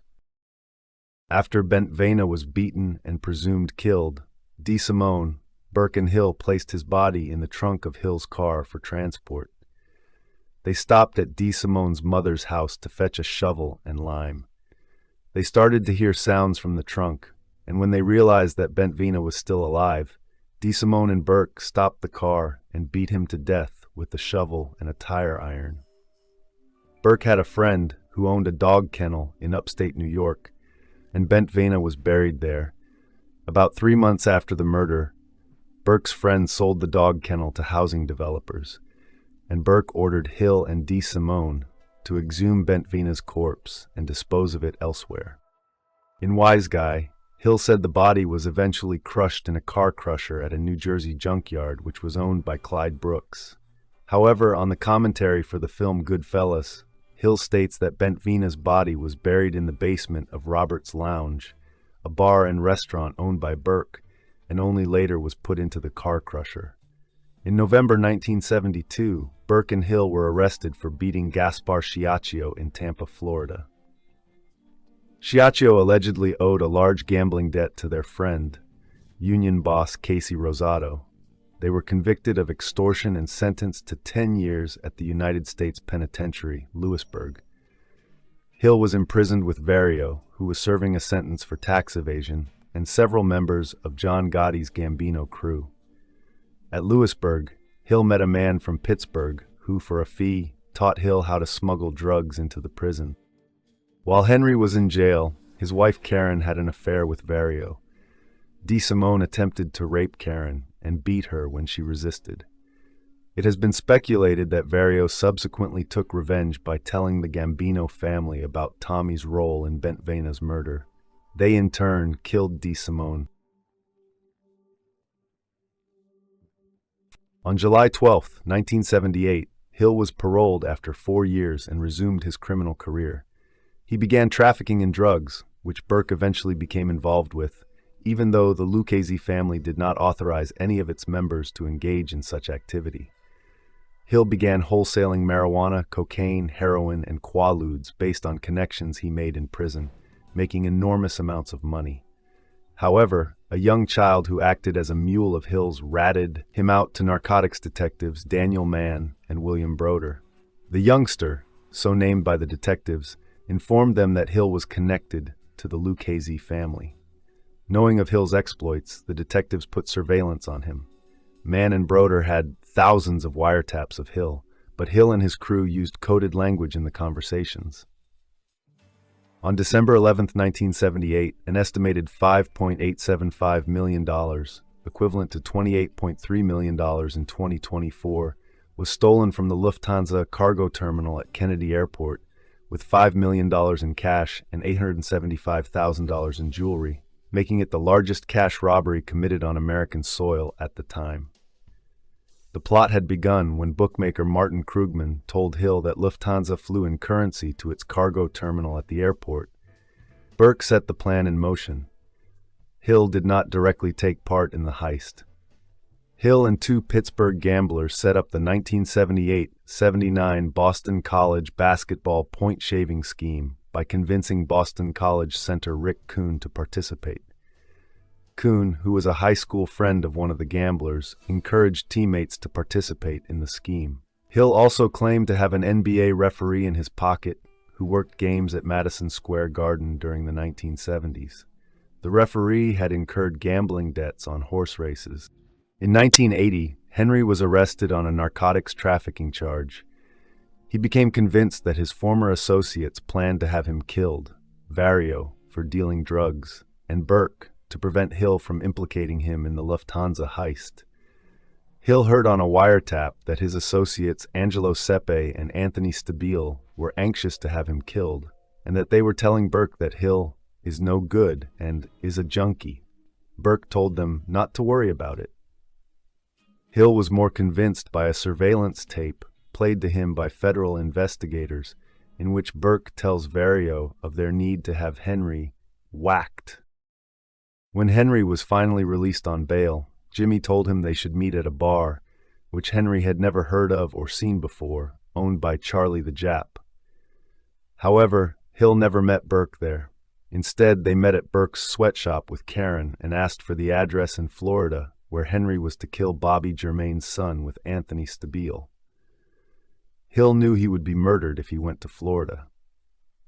Edward A. McDonald, the head of the Brooklyn Organized Crime Strike Force, arrested Hill as a material witness in the Lufthansa robbery. With a long sentence hanging over him, Hill agreed to become an informant and signed an agreement with the strike force on May 27, 1980. Hill testified against his former associates to avoid impending prosecution and being murdered by his crew. His testimony led to 50 convictions. Hill, his wife Karen, and their 2 children entered the U.S. Marshals Witness Protection Program in 1980, changed their names, and moved around to several undisclosed locations. Jimmy Burke was given 12 years in prison for the 1978-79 Boston College point shaving scandal involving fixing Boston College basketball games. Burke was also later sentenced to life in prison for the murder of scam artist Richard Eaton.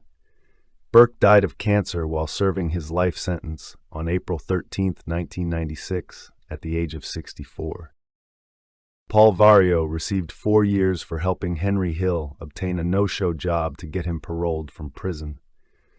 Vario was also later sentenced to 10 years in prison for the extortion of air freight companies at JFK Airport.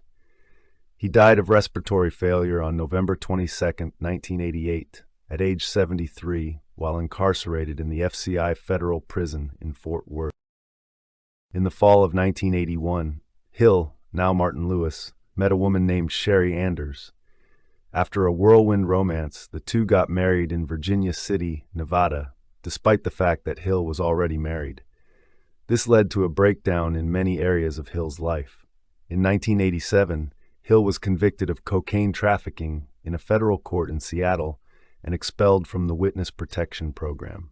In 1990, his wife Karen filed for divorce after 23 years of marriage.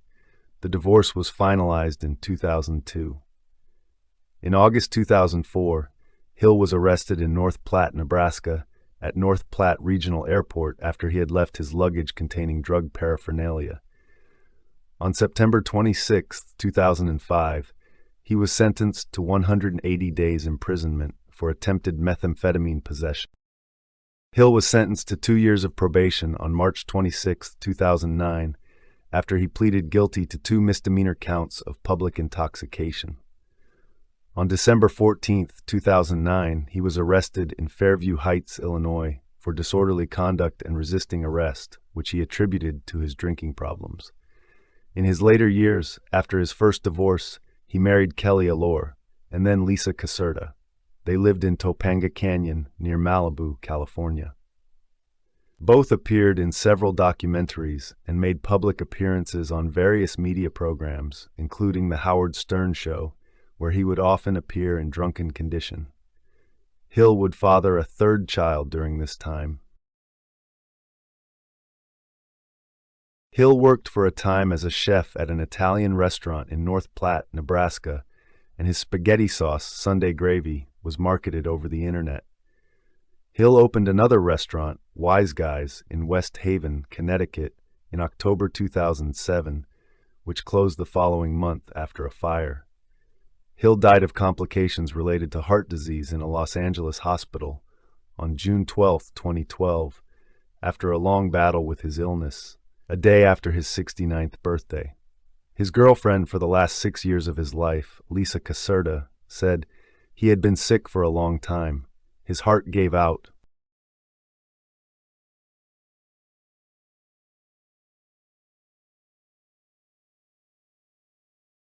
Thomas James Sanito, also known as the Chinaman, was a powerful captain in the Cleveland crime family who was once accused of plotting the assassination of then-mayor of Cleveland, Ohio, Dennis J. Kucinich in 1979.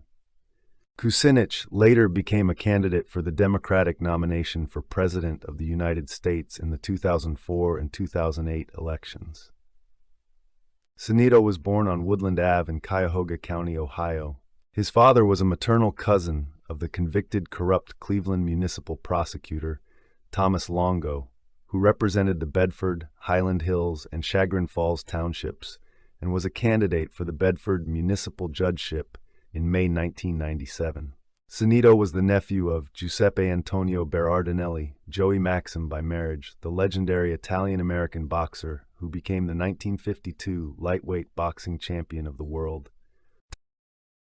Thomas Sanito's involvement with the Cleveland family began with Captain Angelo Leonardo when he worked as a bartender at Angelo's Highlander Restaurant and Lounge on Northfield Road.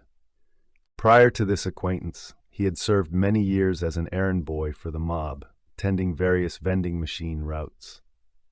Later, Sanito had several of his own ventures, including part ownership in a Valley Forge, Pennsylvania amusement park. This amusement park provided an ingenious way to launder money undetected, which came from various gambling, drug trafficking, and loan sharking pursuits through the amusement park's cash flow. Thomas had a wide assortment of interest and investments in both legitimate as well as illegitimate businesses. He cautiously invested in many illegitimate business holdings and greatly profited from the investments he made. Locally, he entered the vending machine business with lucrative washer and dryer accounts at numerous apartment buildings. He also ran some coin-operated vending machine routes, from which he derived a significant bulk of his earnings. His business front was a gift basket company on Chagrin Boulevard, once a favored area for mob business and socialization. In addition to the gift basket shop he opened in Beechwood, Ohio, he also co-owned the Appliance Mart with his brother Chuck. The Appliance Mart was a business front for the Cleveland family. The Mart, which opened in 1972, had two locations, one in Euclid, Ohio, and the other in Bedford, Ohio, on Northfield Road. The Bedford store soon became a major base of operations for him, from which he regularly met with Angelo Leonardo and other mobsters, discussed various illegal activities, short-term as well as long-term criminal plots, schemes and scams, and operated various illegal activities. Detailed plans for drug trafficking, conspiracies to kill police informers, and other violent measures were conceived and acted on from meetings in the back rooms of Appliance Mart. Thomas Sinito was a talented extortionist and operated a lucrative loan sharking scheme out of Appliance Mart. Appliance Mart would extend credit to customers who weren't creditworthy and then use forceful extortion tactics to make good on the payment. One of the victims of this loan sharking scheme included a small-time career criminal named Carmen Jingle Bell Zagaria, who would later become a partner with Sinito and manage a major drug trafficking ring. Zagaria owed Sinito a large amount of money, the interest on which grew larger and larger. Him and other mob leaders controlled Zagaria as a result of the high interest on his loan shark debts. There are many stories on how Sinito acquired the nickname the Chinaman. One version said that nickname derived from his eyes, which allegedly looked slanted like a Chinaman's. Another version stated that the nickname described his silent, calm, stoic, disciplined, and inscrutable demeanor, the stereotypical qualities of a Chinese man. Another version cited a resemblance to actor David Carradine to the television show Kung Fu, and to a claim that Sinito made karate chops when angry. However, the most popular story was that in either 1973 or 1974, he allegedly threw 10 to 30 people out of a bar on Cleveland's west side during a brawl. Thomas was a minor figure involved in the 1973 Cleveland's Model Cities scandal. In August of 1973, Robert Doggett was the director of the Model City program, which was a federal initiative created under President Lyndon B. Johnson's Great Society program during the 1970s. The program funneled millions of dollars into major cities in an effort to help the poor. Local Cleveland area civic and community groups were to determine how to use these funds. Originally, the first planned amount was to be $45 million. A federal audit later undertaken by the GAO showed much of the federal funds were wasted. The General Accounting Office's audit showed at least as much as $9.2 million were misspent on fraud and waste. A prominent Cleveland mobster and drug trafficker, Ronald Bay, was hired by then-Mayor Ralph J. Perk into a high-level administrative staff position for the purpose of conducting a drug control feasibility study. An investigation of the corruption and graft in the Model Cities program led back to Mayor Perk's administration. Bay worked in Mayor Perk's administration and appeared in several photographs alongside Mayor Perk. In spite of Perk's protests that he didn't know Bay worked for the city of Cleveland, the photographs of both men decorated City Hall. The mob wanted its front companies to receive the biggest contracts. While walking to his office on St. Clair, Doggett was shot in the stomach and nearly died. His would-be assassin was found a few days later, floating face down in the Ohio River. The shooter's name was Gerald Chick Johnson, a former employee of a shady contractor who was seeking a city contract. Ronald Bay became a suspect in the Robert Doggett shooting.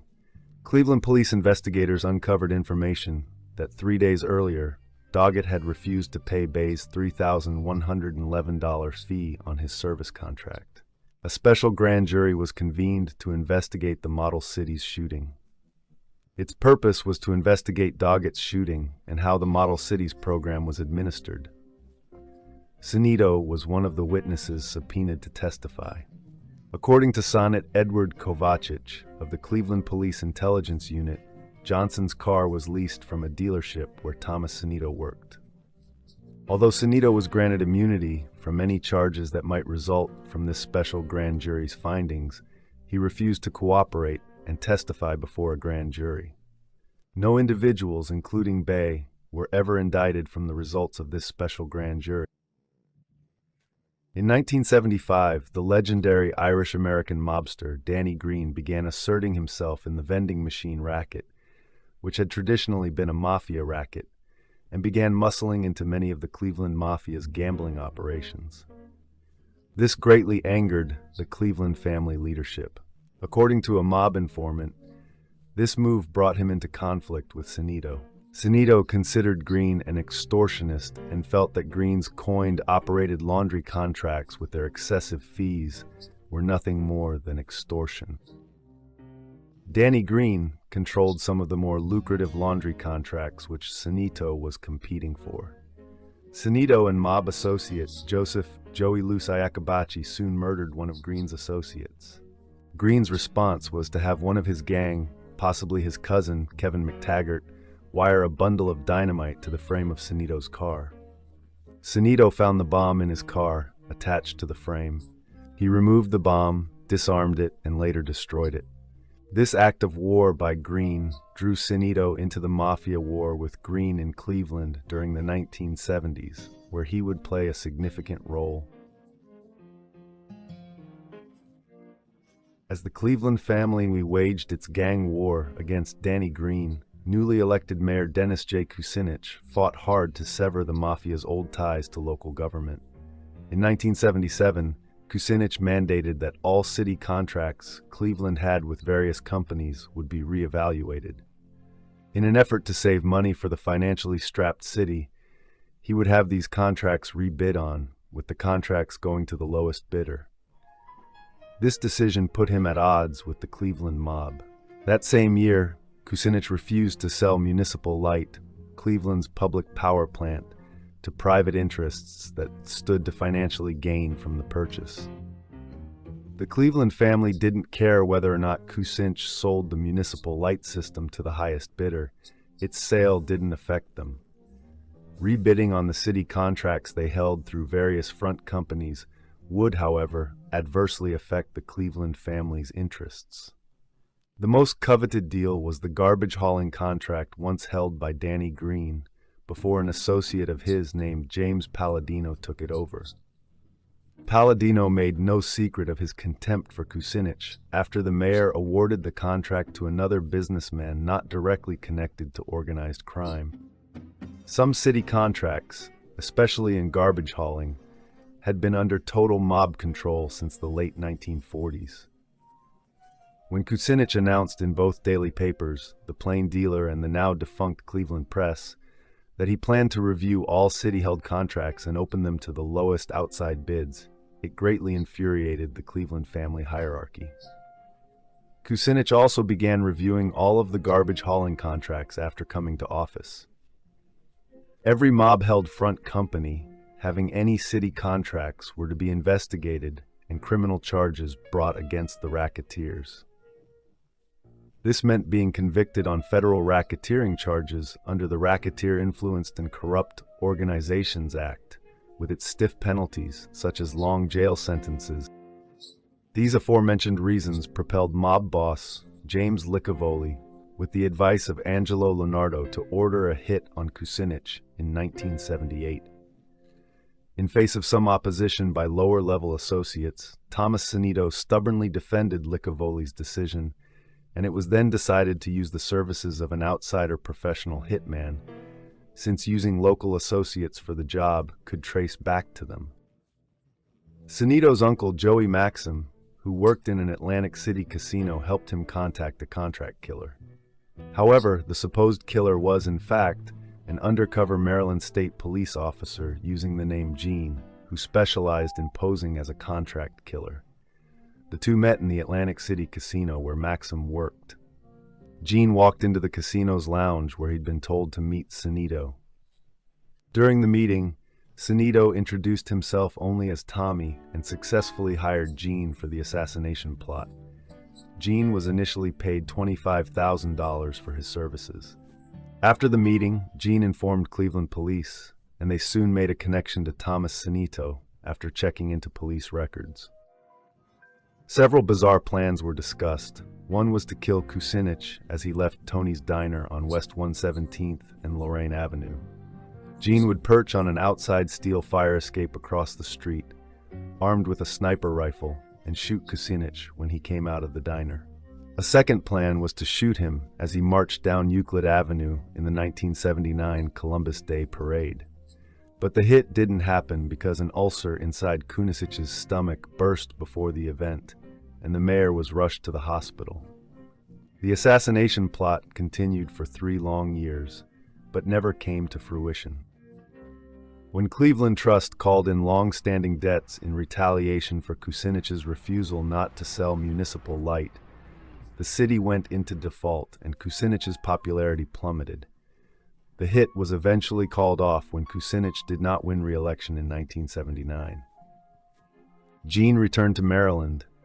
In 1984, the Kucinich plot would result in a probe into the Cleveland Mafia's part in the assassination plot. The plot to kill Kucinich was not made public until 1984. Even Kucinich had been kept in the dark. In the past, Kucinich has implied he believes it was divine intervention that kept him from the parade that day. Due to his business savvy and tremendous money-earning abilities, Thomas Cinito soon acquired a reputation as an earner and gained a high level of trust in the Cleveland family. His refusal to testify in the Model City scandal, as well as his active role in the Mafia's war with Danny Green, helped to cement this solid reputation within the family. Like many of the old-time mafioso, he was very cautious in his dealings with others and extremely low profile.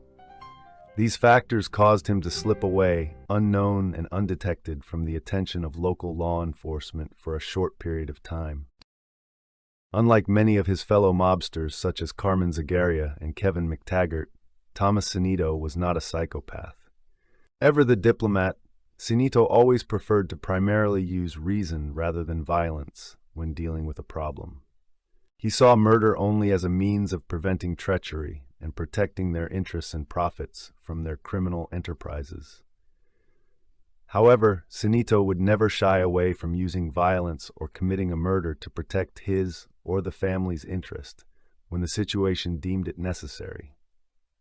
He was strictly Machiavellian in his decisions, using and manipulating others as he saw fit. During the 1970s, Cinito became a regular at Jackie Presser's restaurant, The Forge. These frequent visits to this notorious mob hangout brought him under FBI surveillance.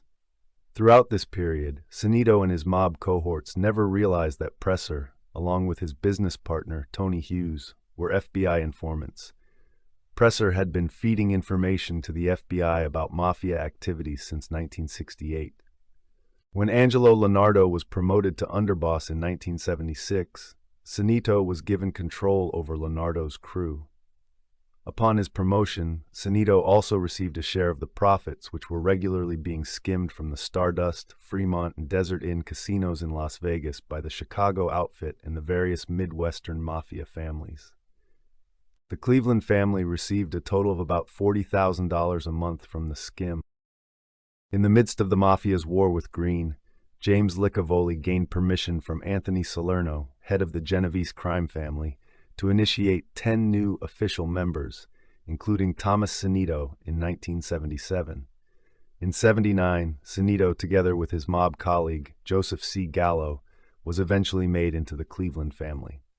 The induction ceremony took place in a small private back room at the Italian-American Brotherhood Club in Cleveland's Murray Hill District on Mayfield Road.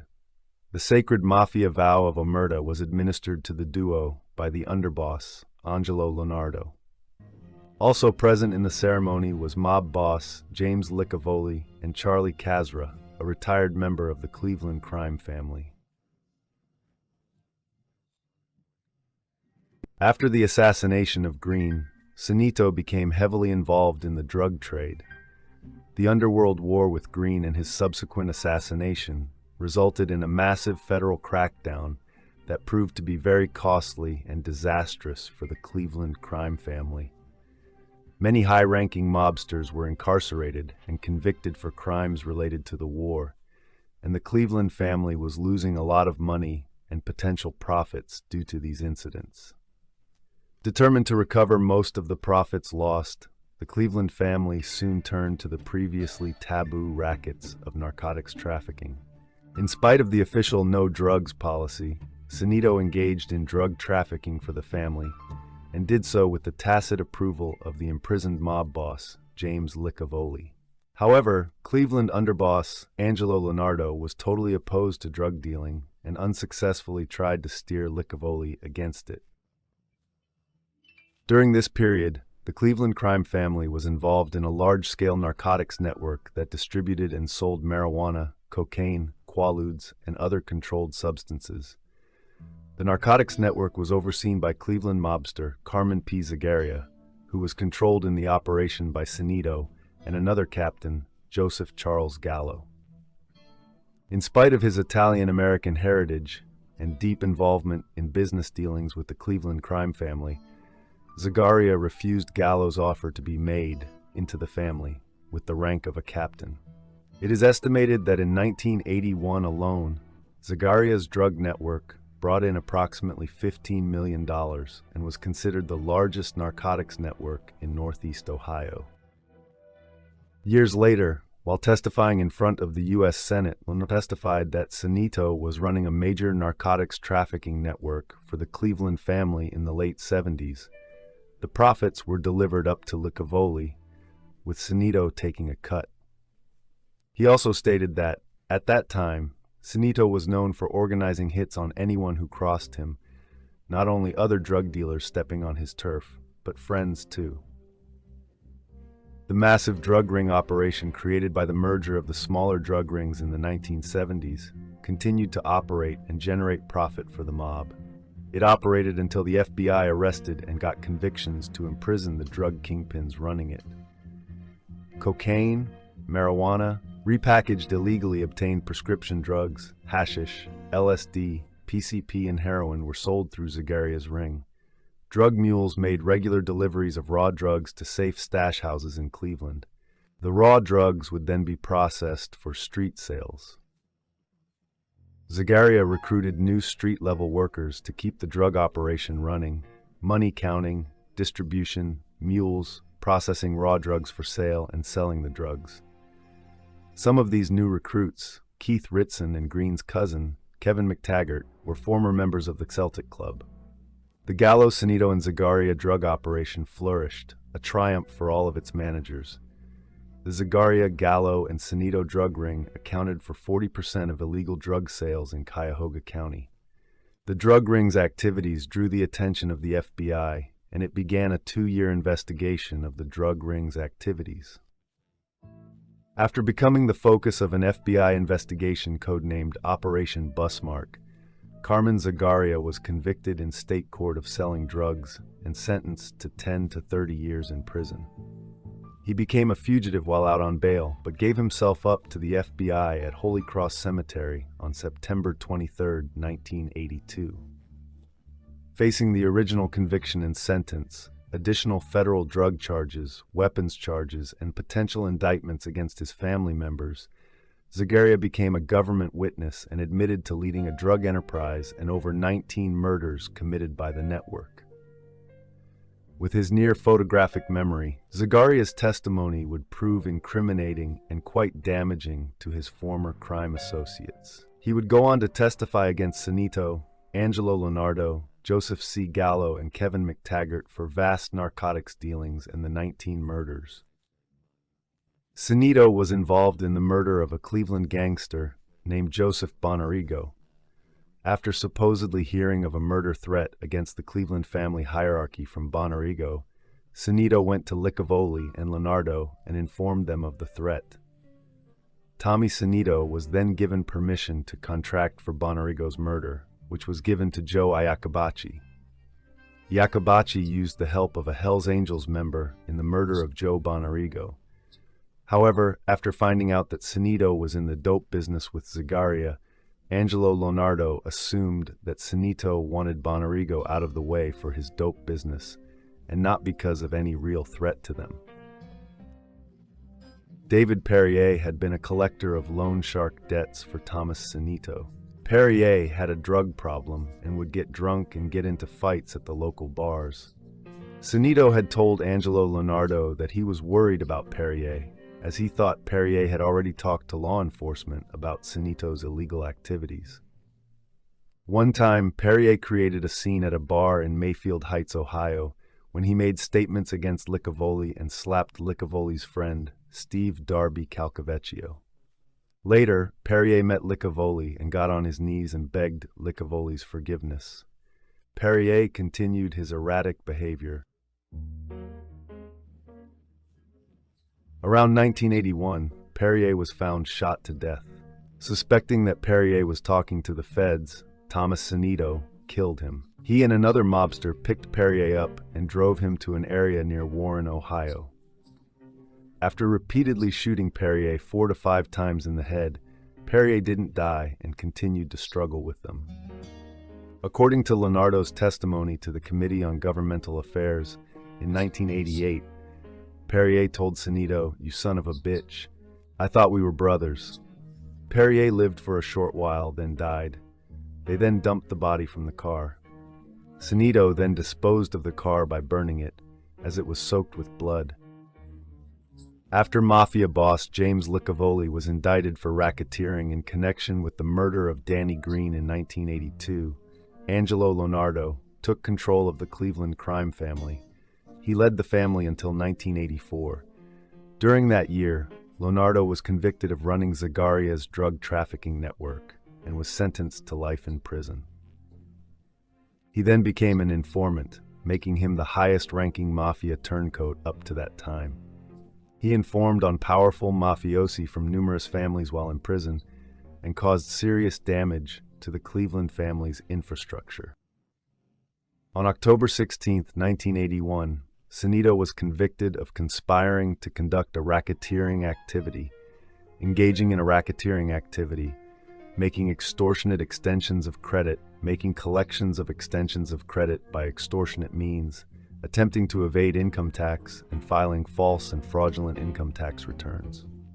The United States District Court for the Northern District of Ohio sentenced him to 18 years imprisonment and a $20,000 fine. Thomas Sanito began serving his sentence at the Federal Correctional Institution in Ashland, Kentucky on November 19, 1981.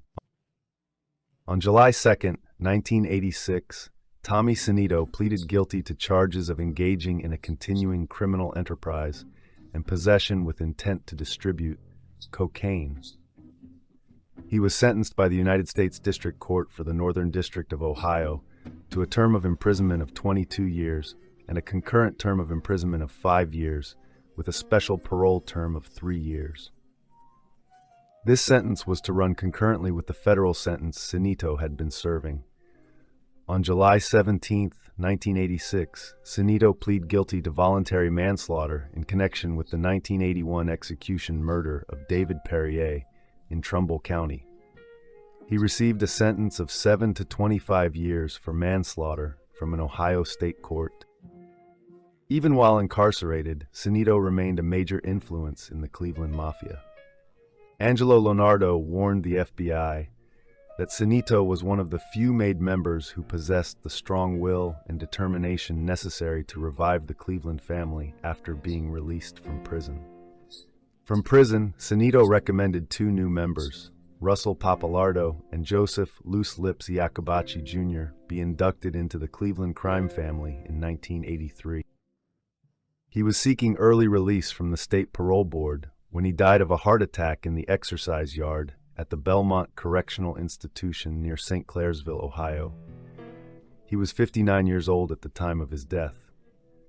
During Sunito's funeral service on December 23, 1997 at St. John's Cathedral, his former defense lawyer, James Willis, summed up Sunito's life by calling him courageous and honorable. Of Sunito, Willis said, "If he told you something, you could take it to the bank. He wasn't a crybaby. He was from the old school." Sunito is buried in Knollwood Cemetery in Mayfield Heights, Ohio. If you haven't already, please take a second to subscribe to the channel, and also don't forget to click on the notification bell, so you'll be up to date on all videos released from the Everything Network.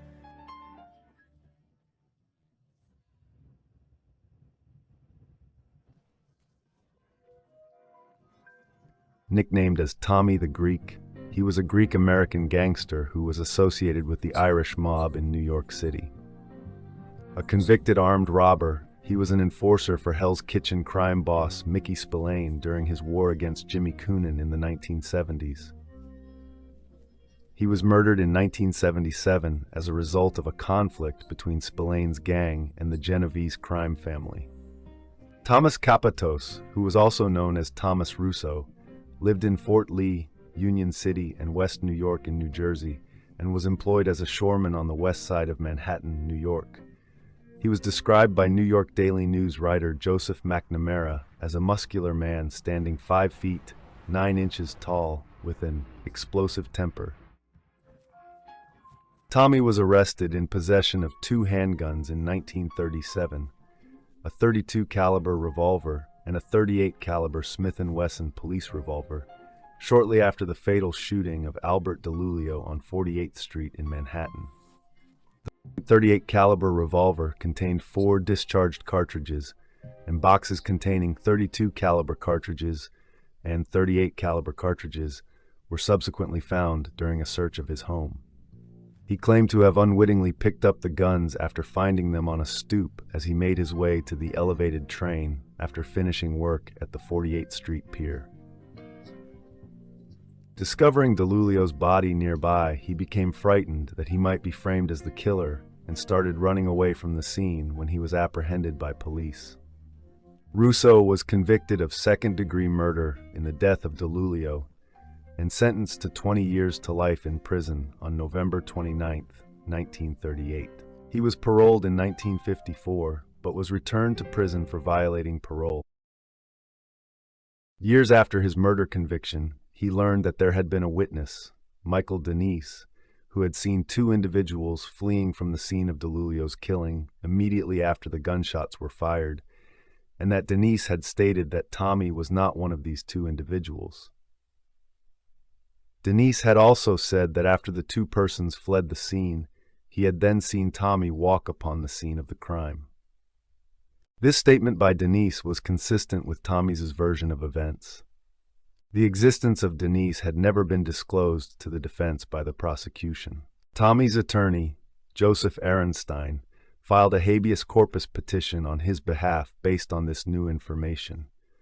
On July 9, 1962, Judge Edmund L. Palmieri granted the writ of habeas corpus on the basis that the Manhattan District Attorney's Office had prejudiced his case in failing to disclose the existence of the witness, thus depriving him of the due process of law at his trial in 1938. Having served 23 years in prison, Tommy was released in August of 1962, after the charges against him were dismissed. After 2 attempts were abandoned, Roberts and Campbell quit the planned robbery due to Tommy's objectionable temper, and Campbell died from a heart attack on October 4, 1964. The bank truck's route was subsequently altered to include stops at several churches.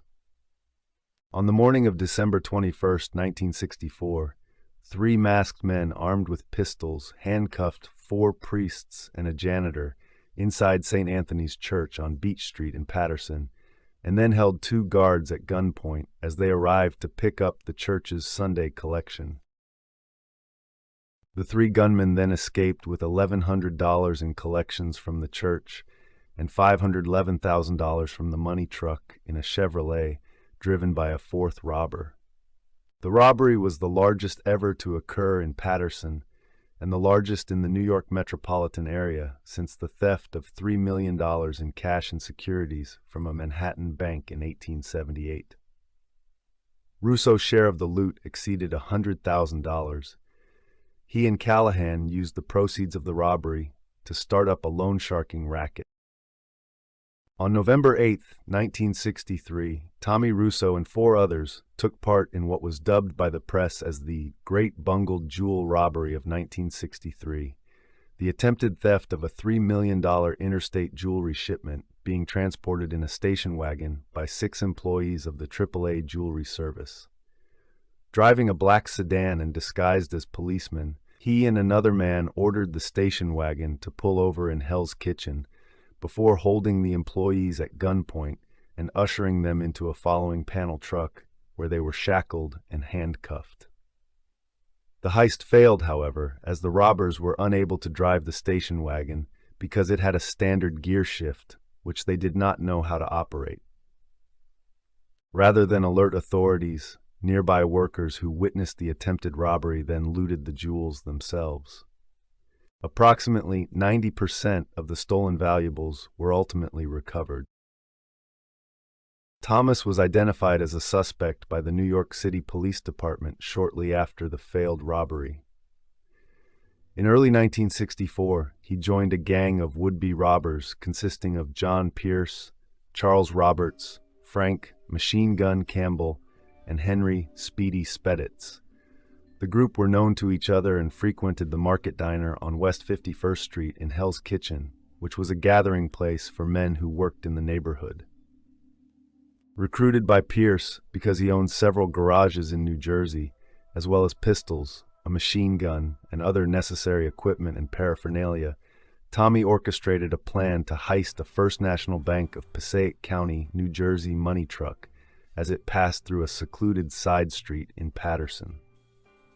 Requiring a 5th man for the job, Tommy brought his friend Thomas Callahan in on the scheme in late March or early April of 1964.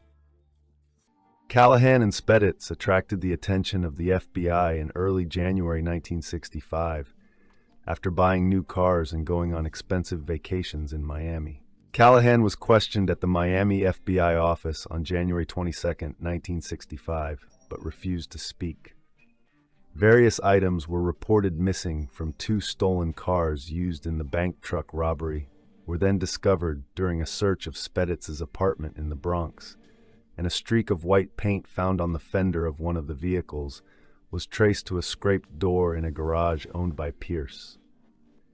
In March of 1965, an FBI surveillance team observed Thomas Russo talking with Roberts, who was subsequently questioned but did not reveal any information about the robbery. In November and December 1965, the victims of the jewelry heist were taken by FBI agents to view Tommy outside a restaurant and as he worked underneath the Williamsburg Bridge on Delancey Street on the Manhattan's Lower East Side. 4 of the AAA employees positively identified him as one of the robbers disguised as a policeman. A nun at St. Anthony's also recognized Tommy as a beggar who had twice stopped by a convent 2 doors down from the church in the months before the Paterson robbery. Investigators believe he may have been carrying out reconnaissance on the location. Roberts was shot and wounded by an unidentified man on November 8, 1965, and he survived a car bombing in August of 1966, although he lost his right leg and his wife Evelyn was also critically wounded. Roberts subsequently decided to cooperate with the FBI, and he and his wife entered the Witness Protection Program. Pierce and Speditz also disappeared afterwards. Investigators believe the pair were murdered by gangsters in order to stop them from cooperating. On October 7, 1966, Tommy was convicted on 2 counts of theft from an interstate shipment for his part in the attempted jewelry heist and sentenced to 7.5 years in prison. His 4 accomplices in the bungled robbery were never identified. While imprisoned in Atlanta, Georgia in December 1968, He was indicted for the 1964 bank truck robbery, along with Callahan, Pierce, and Speditz, and the deceased Campbell. Callahan was arrested by the FBI in New York City on December 17, 1968, while Pierce and Speditz were never located. None of the 500,000 plus stolen was ever recovered. Tommy and Callahan went on trial on conspiracy charges in New York before Judge Thomas Murphy in June 1970. Charles Roberts, walking on a prosthetic leg, served as a witness for the prosecution. Both men were convicted of conspiracy and transporting a stolen automobile in interstate commerce, and each sentenced to 10 years imprisonment, consecutive 5-year terms on each count. The United States Court of Appeals upheld their convictions on March 22, 1972. Thomas Russo became a chief lieutenant and enforcer for Hell's Kitchen crime boss Mickey Spillane. During the 1970s, a conflict arose between Spillane's Irish mob and the Genovese crime family over control of the Jacob K. Javits Convention Center, which was being built in the Chelsea neighborhood of Manhattan, just south of Hell's Kitchen. As Spillane's gang had been successful in denying the Mafia from being involved in the Javits Center, the Genovese family retaliated by contracting freelance Irish-American hitman Joseph Mad Dog Sullivan to secretly eliminate Spillane's associates. On the afternoon of January 27, 1977, Thomas Russo was gunned down on West 34th Street in Midtown Manhattan by a hired assassin in the employ of Genovese boss Anthony Fat Tony Salerno. He was the third member of Spillane's inner circle, after Tom Devaney and Eddie the Butcher Comiskey, who had been killed in a 6-month killing spree. Spillane himself was ultimately shot dead outside his apartment in Woodside, Queens on May 13, 1977, allowing the Gambino-backed Jimmy Coonan to assume control of the Hell's Kitchen Irish mob.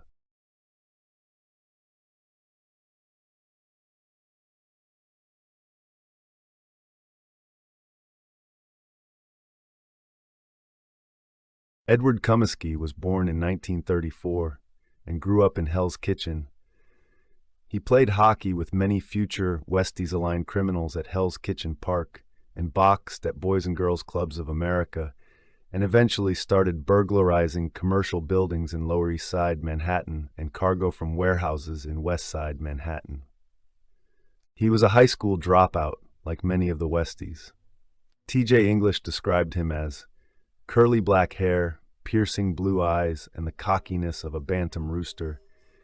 Eddie looked and sounded like a gangster from the 1920s. At the time of his death, he was married to Shirley Forstman and father of 3, Tammy Ann, Clifford, and Terrence. His son Clifford was charged and later found not guilty of being involved in a drunken bar brawl on September 21, 2009 in Hell's Kitchen. At 39 years old, he had already been convicted of assault and robbery and had been sent to Attica Correctional Facility in Attica, New York, and at 37 was witness to the Attica prison riot on September 9, 1971, during his incarceration. He had also spent almost a year on the FBI 10 Most Wanted Fugitives list after being a stowaway on an International Longshoremen's Association freighter to Itaguaí, Rio de Janeiro, Brazil, to avoid a murder charge. He allegedly murdered Mike the Yugo Yelovich, claiming he had to because Yelovich had accidentally shot Eddie in the shin bone with a rifle. He was a habituate of the Sunbright Bar on 10th Avenue and 50th in Chelsea, Manhattan, and the Market Diner in Hell's Kitchen. A longtime gangster of the Manhattan's West Side ghetto, known as Hell's Kitchen, Edward Comiskey served under Mickey Spillane following his release from prison. He was allegedly involved in the kidnapping of Genovese crime family bookmaker Paul Eli Zaccardi, as well as later participating in the gang war between Mickey Spillane and Jimmy Coonan during the mid-1960s. While serving time in an upstate New York prison, Edward learned the trade of butchery and became a butcher with the Amalgamated Meat Cutters, allowing him to take advantage of his sentence to perfect a new murder method. During the early 1970s, he He took on as a young protege James Jimmy Coonan, a violent younger generation Irish hoodlum who wanted to take out the old-timer Mickey Spillane. Coonan had a following amongst the younger Irish in the neighborhood, as well as earning the respect of some old-timers such as Tommy Collins, who shifted their allegiance to Coonan from Spillane. It was not long before Edward Comiskey favored working for Coonan over Mickey Spillane. Jimmy Coonan used Patrick "Paddy" Dugan to lure in Eddie. Jimmy Coonan and Edward Comiskey soon became known associates, as Eddie taught Jimmy the tricks of the trade. This new friendship was not to Spillane's liking. However, he did not act on his anger, as he did not yet want to risk severing ties with Eddie, one of his heaviest hitters. On November 17, 1975, almost 3 months after Dennis Rhinestone Cowboy Curley's murder, Jimmy Coonan and Edward Comiskey called Paddy Dugan in under the pretense of a hit against the Spillane crew, claiming they needed Dugan to be the wheelman in the murder. However, the two soon proceeded with their real plan by murdering and butchering Dugan. Edward Comiskey, the so-called butcher of Hell's Kitchen, taught young Coonan the art of body dismemberment. Coonan's niece, Alberta Sachs, was party to the murder, providing the knives and helping with the cleanup. The following day, Jimmy and Eddie went out for a drink with Billy Beatty at the Sunbright Bar. Allegedly, they brought the head of Dugan with them, set it down on the bar stool, ordered his favorite whiskey, lit one of his cigarettes, and put it in his mouth. They are reputed to have said that, although he fucked up, he was still a good Irishman. Beatty was then instructed to go over to Dugan's apartment and bring down the carton of milk from the refrigerator. Upon his return, Jimmy and Eddie instructed him to leave the bar and get rid of the contents of the carton. According to lore, the carton contained Dugan's penis, which was later rumored to have been placed in a pickle jar and kept in a refrigerator. Edward would further himself from the Spillane-led faction of the Hell's Kitchen Irish mob, known as the Spillane Gang, and become more and more a member and follower of the young Jimmy Coonan. Then, it was time to begin building the Jacob Javits Center in Hell's Kitchen, which would turn into a tremendous moneymaker. Because the construction site was in Hell's Kitchen, it was Mickey Spillane's territory, but the Genovese family front boss Anthony "Fat Tony" Salerno didn't like that. So he sent a freelance Irish hitman from Queens by name of Joseph Mad Dog Sullivan to get rid of some of Spillane's main men. Although reportedly on good relations with both Spillane and Coonan, despite rumors of Edward defecting to the Westies, he was shot at point-blank range and killed by Joseph Mad Dog Sullivan while drinking at the Sunbright Bar on August 20th, 1976. His death would be one of many ordered by Salerno seeking to eliminate high-ranking and veteran members of Spillane's organization. His wake was held at the former Buckley Funeral Home at 445 West 43rd Street, now Crestwood Funeral Home and Cremation Services, in Hell's Kitchen, Manhattan, and the funeral was held at Holy Cross Church. He was buried in St. Raymond's Cemetery.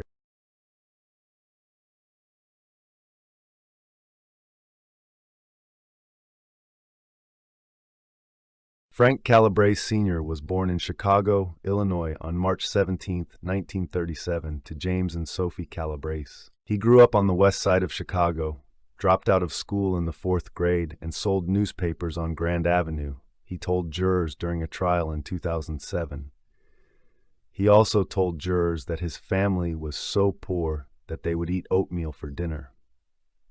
Frank enlisted in the U.S. Army. However, he went AWOL 5 days after boot camp. His arrest record dates from 1954, when he served 2 years in prison for a violation of the Dyer Act, auto theft.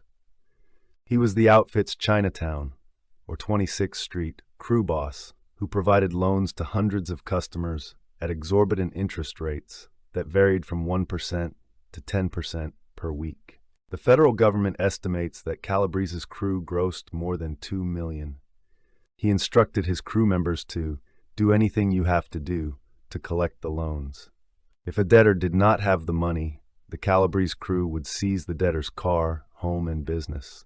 Frank reported to Angelo La Pietra, who was the ultimate boss of the 26th Street crew and founder of the Italian-American Club from where operations were handled. At one point, Frank gained control of an auto repair shop in River Grove, Illinois, when the owner, Matthew Russo, fell behind on a loan. In 1990, he entered an agreement with a car dealership in Elmhurst, Illinois, to direct car repair work to this mob-controlled repair shop in exchange for kickbacks. However, Russo had become an undercover government informant and recorded the mobsters at one meeting at the dealership. Calabrese and 8 of his crew members, sons Frank Calabrese Jr. and Kurt Calabrese, brother Nick Calabrese, Louis Bombacino, Philip Tolomeo, Kevin Koudulis, Terry Scalise, and Philip Fior, were eventually arrested. On July 28, 1895, Frank Sr., his brother, Nick, friend, Frank Verchota, and 2 sons, Frank and Kurt, were all indicted by federal authorities and charged with using threats, violence, and intimidation to enforce their loan sharking racket from 1978 until 1992. Verchota, Calabrese, and his sons pleaded guilty in March of 1997 to the charges, just weeks before they were set to go to trial. "I'm very sad that this brings my kids into something that should never have happened," Calabrese told U.S. District Judge James F. Holderman. In October of 1997, Calabrese was sentenced by Holderman to 118 months in federal prison. He apologized to the court and his family for all the trouble I have caused. The investigation which led to the family secrets trial began when Calabrese's imprisoned son, Frank Jr., wrote to the FBI and volunteered to wear a wire on his father and uncle. He did not ask for sentence reduction or financial gain in exchange for doing it. Viewing this as a great opportunity, the FBI agreed to Frank Jr.'s proposal. During their imprisonment, Frank Jr. recorded his father admitting to multiple murders. Faced with the evidence gathered by his nephew, Frank Sr.'s brother Nicholas Calabrese also agreed to testify against the Chicago outfit. On April 25, 2005, Frank Sr. and a large number of high-profile Chicago outfit gangsters were charged with murder, racketeering, extortion, and running an illegal gambling business as part of the federal government-initiated Operation Family Secrets investigation. The Family Secrets trial began on June 19, 2007. Among the prosecution witnesses were Calabrese's brother, Nick Calabrese, and Frank Calabrese Sr.'s son, Frank Jr. An unusual aspect of the Family Secrets trial was that several members of the Chicago outfit took the stand in their own defense.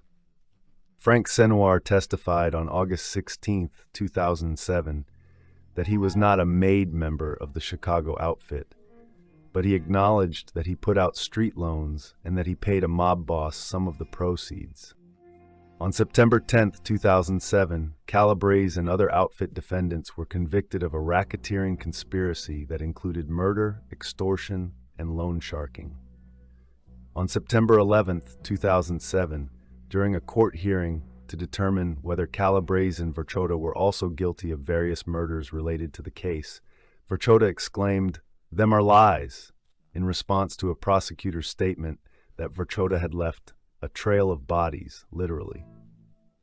On September 27, 2007, jurors found that Verchota had committed 7 of the 18 murders in the indictment.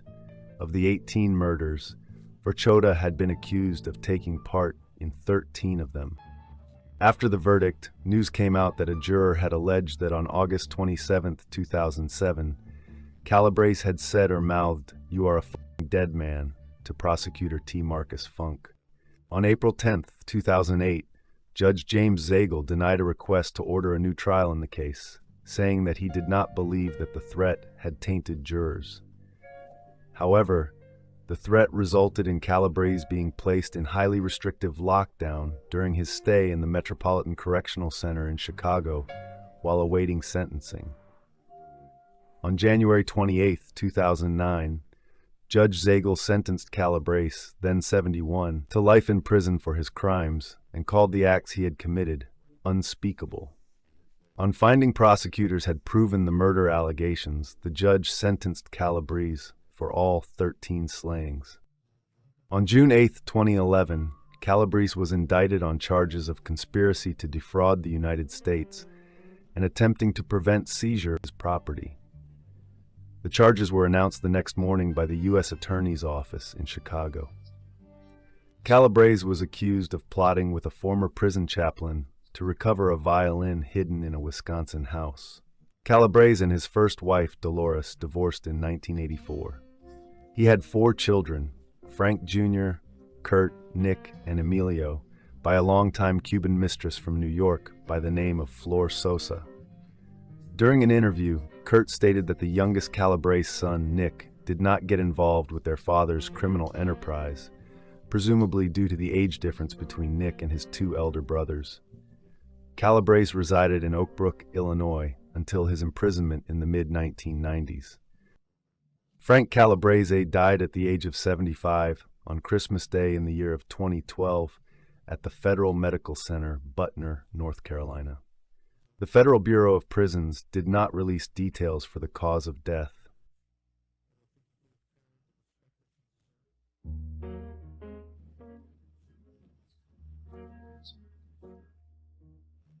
Lombardo began his outfit career as a jewel thief and as a juice loan collector.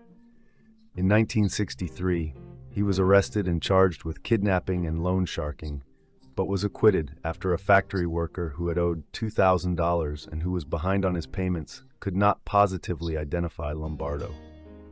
The acquittal was his 11th in 11 arrests.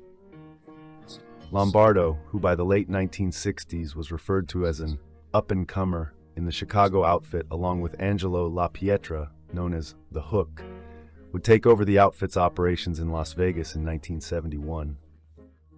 On December 15, 1982, Lombardo was convicted, along with Teamsters Union President Roy Williams and insurance executive Alan Dorfman, with bribery of Nevada Democratic State Senator Howard Cannon in order to get a trucking deregulation bill blocked. Joe was sentenced to 15 years in prison for his role in the bribe conspiracy. In '86, Lombardo was convicted of skimming over $2 million in proceeds in several strip casinos, including the Stardust Resort and Casino, and was sentenced to another 10 years. He was released after serving only 10 years in prison. Following his release, he took the unusual step of taking out a small classified ad in the Chicago Tribune that read, "I never took a secret oath with guns and daggers, pricked my finger, drew blood, or burned paper to join a criminal organization. If anyone hears my name used in connection with any criminal activity, please notify the FBI, local police, and my parole officer, Ron Kumke." In 2003, Chicago newspapers began reporting that federal investigators were looking into solving old mob murders. In 2003, the FBI swabbed Lombardo for DNA. Federal authorities also notified Lombardo during the probe that his life might be in danger. On April 25, 2005, Lombardo, along with 13 other defendants, was indicted as part of the federal government's Operation Family Secrets investigation, which lifted the veil on 18 killings since the 1970s that federal investigators had attributed to the outfit. He was indicted for his role in at least one murder, as well as for running a racket based on illegal gambling, loan sharking, and murder. As federal agents rounded up the 14 defendants on April 25, 2005, they realized that Joey had disappeared, having become a fugitive after they issued a federal arrest warrant.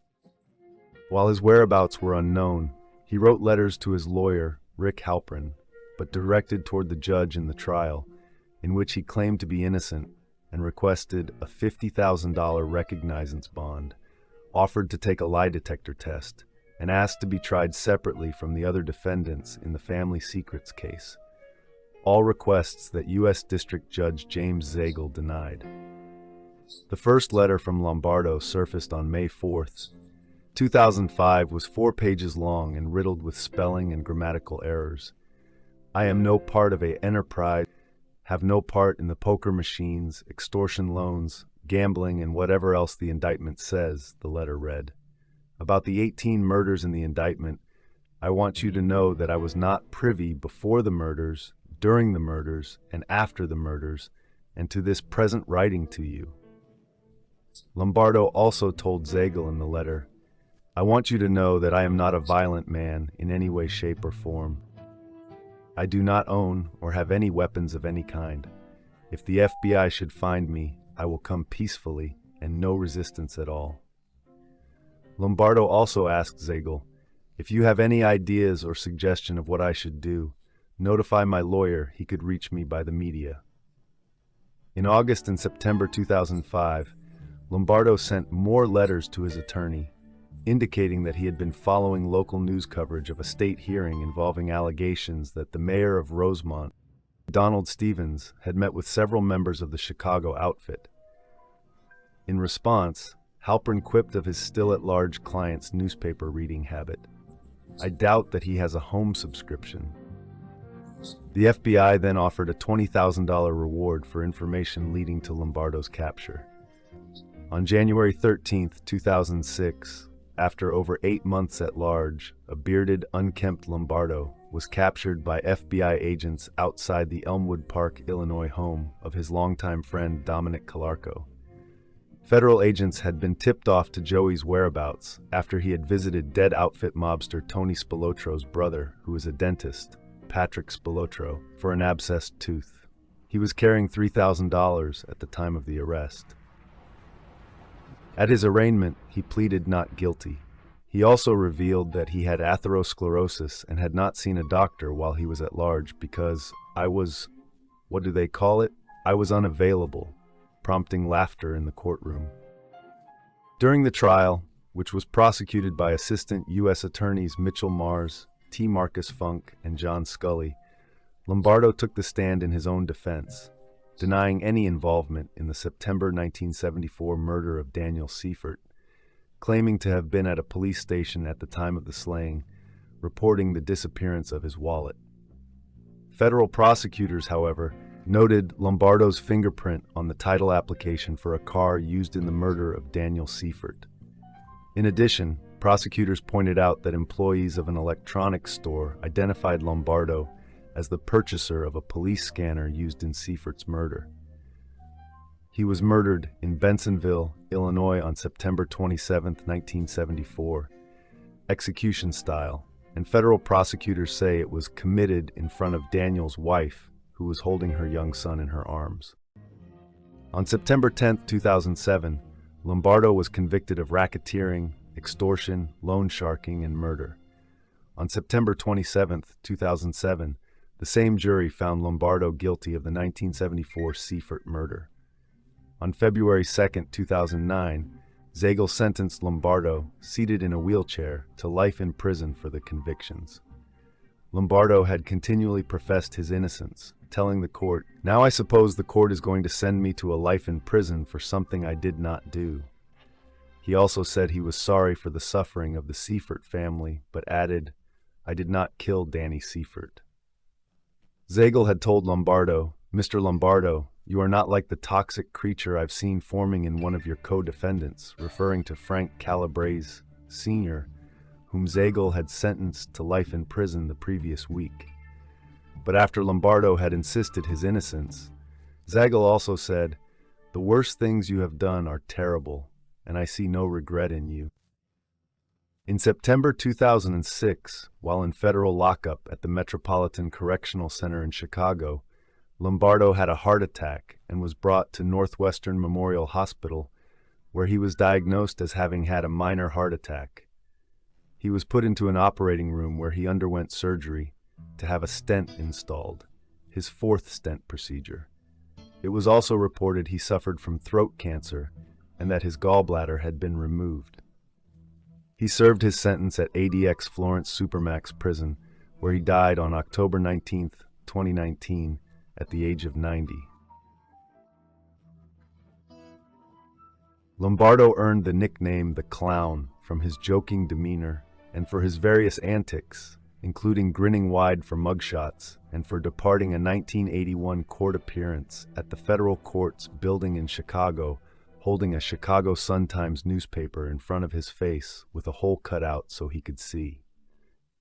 In 2005, Halpern spoke to the Chicago Tribune about his client's nickname, saying, "That's a name he doesn't relish, and neither do I. The guy I know is not a clown."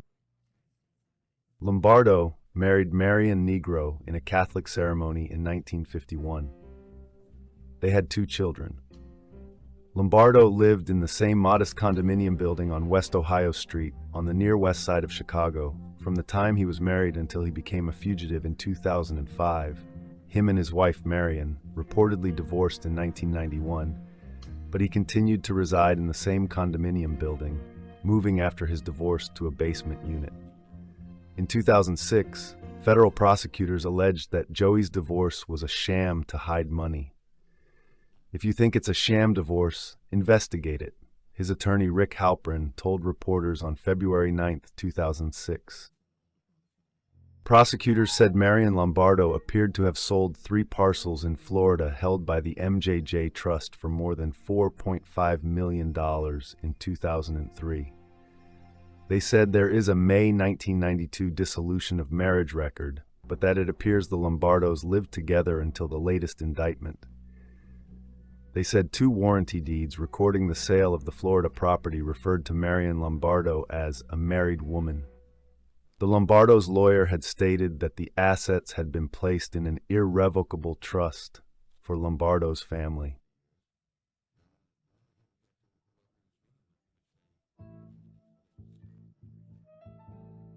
You're watching the Everything Network. Anthony Bruno Indelicato was a soldier and hitman for the Bonanno crime family in New York City. He got his infamous nickname Whack Whack because he allegedly killed so many people. The true number is unknown. During the 1980s and 90s, Indelicato was one of the most brutal and feared enforcers in the Bonanno crime family and one of the most violent and feared mobsters in New York. Indelicato is described by law enforcement as a homicidal maniac and described by associates as a psychopath for killing and torturing people for the smallest reasons.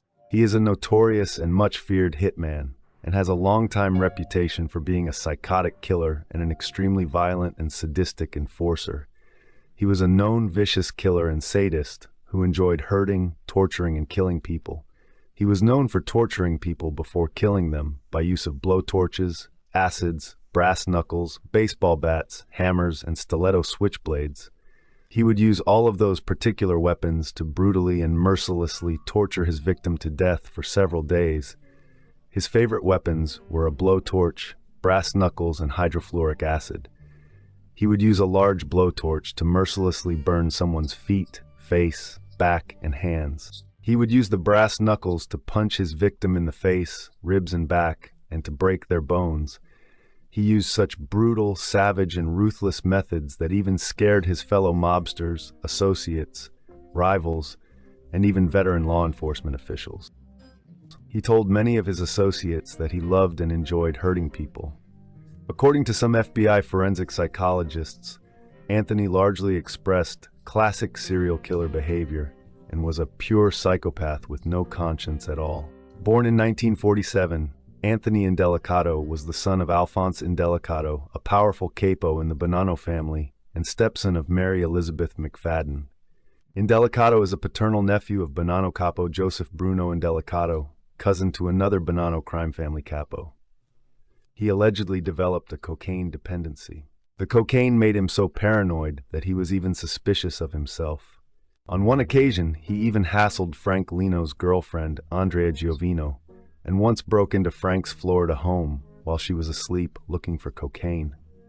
Frank Lino eventually became concerned about Anthony's increasingly erratic behavior. On a constant basis, Indelicato would swing back and forth between fits. He would go through periods when he would go to a drug rehabilitation center and clean himself up, where he could be the most handsome, charming man that anyone could meet, and the next day, a volatile, angry, irrational man. Frank Lino later informed his girlfriend Andrea Giovino that there had been several sit-downs involving the Gambino, Bonanno, Lucchese, and Colombo crime families in New York City to discuss the situation. He was so volatile that he was ordering murders that the family believed were unnecessary, and there were discussions as to murdering him. In 1979, Anthony Indelicato participated in the murder of Bonanno boss Carmine Galante.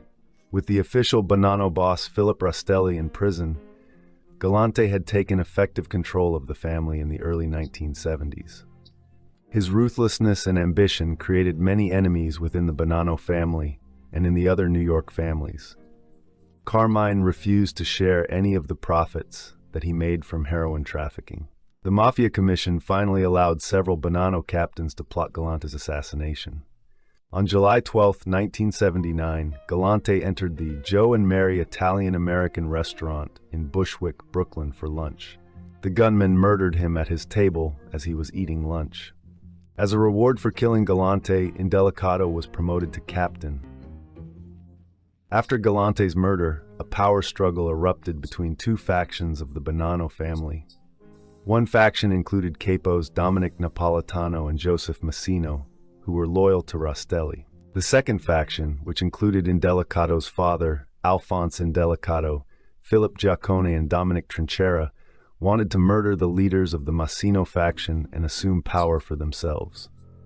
After receiving permission from the Mafia Commission, Massino set up a plot to murder the rival captains first.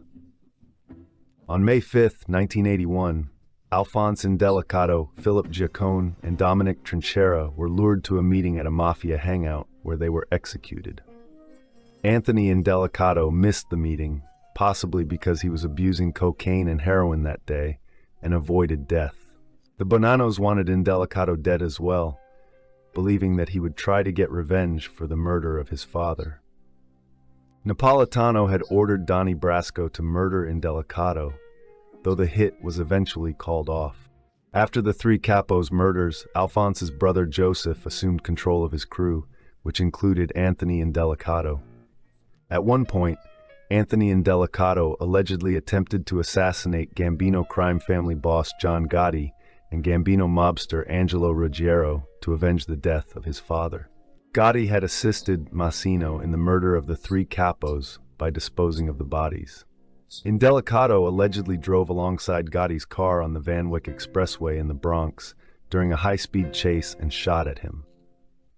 However, Angelo Ruggiero, who was driving at the time, swerved in time to dodge the gunfire. In 1986, Indelicato was convicted of the 1979 Carmine Galante murder during the historic Mafia Commission trial. On November 19, 1986, he was sentenced to 40 years in prison. Soon after being sent to prison in Lewisburg, Pennsylvania, Indelicato met Cheyenne while she was visiting her incarcerated father. In 1992, Indelicato and Cheyenne were married at the federal prison in Terre Haute, Indiana. In 1998, Indelicato was released from prison and moved home with his wife to Howard Beach, Queens. During this period, he briefly returned to prison for violating parole by meeting with Bonanno mobsters. In 2001, Indelicato participated in the murder of Bonanno associate Frank Santoro. Vincent Bastiano ordered Santoro's murder because he suspected Santoro of plotting to kidnap of one of his sons. Santoro was shot to death while walking his dog in the Bronx. Indelicato served as a driver. Bastiano ended up being convicted of this murder in 2007. In February 2006, Indelicato was charged with murder and racketeering for the 2001 Santoro murder. In August 2008, Indelicato pleaded guilty to lesser charges and on December 16, 2008, was sentenced to 20 years in federal prison. As of July 2010, Indelicato is imprisoned at the Fort Dix Federal Correctional Institution, FCI, in New Jersey. His projected release date is July 20, 2023, when he would be 77 years old. There is also a pending decision for an earlier release because of a letter he was not aware of. The government failed to disclose a letter which contained allegations against Dominic Sicali, the turncoat. Because he wasn't aware of the letter, Indelicato said he made an unintelligent and involuntary decision to plead guilty to the conspiracy to murder Frank Santoro.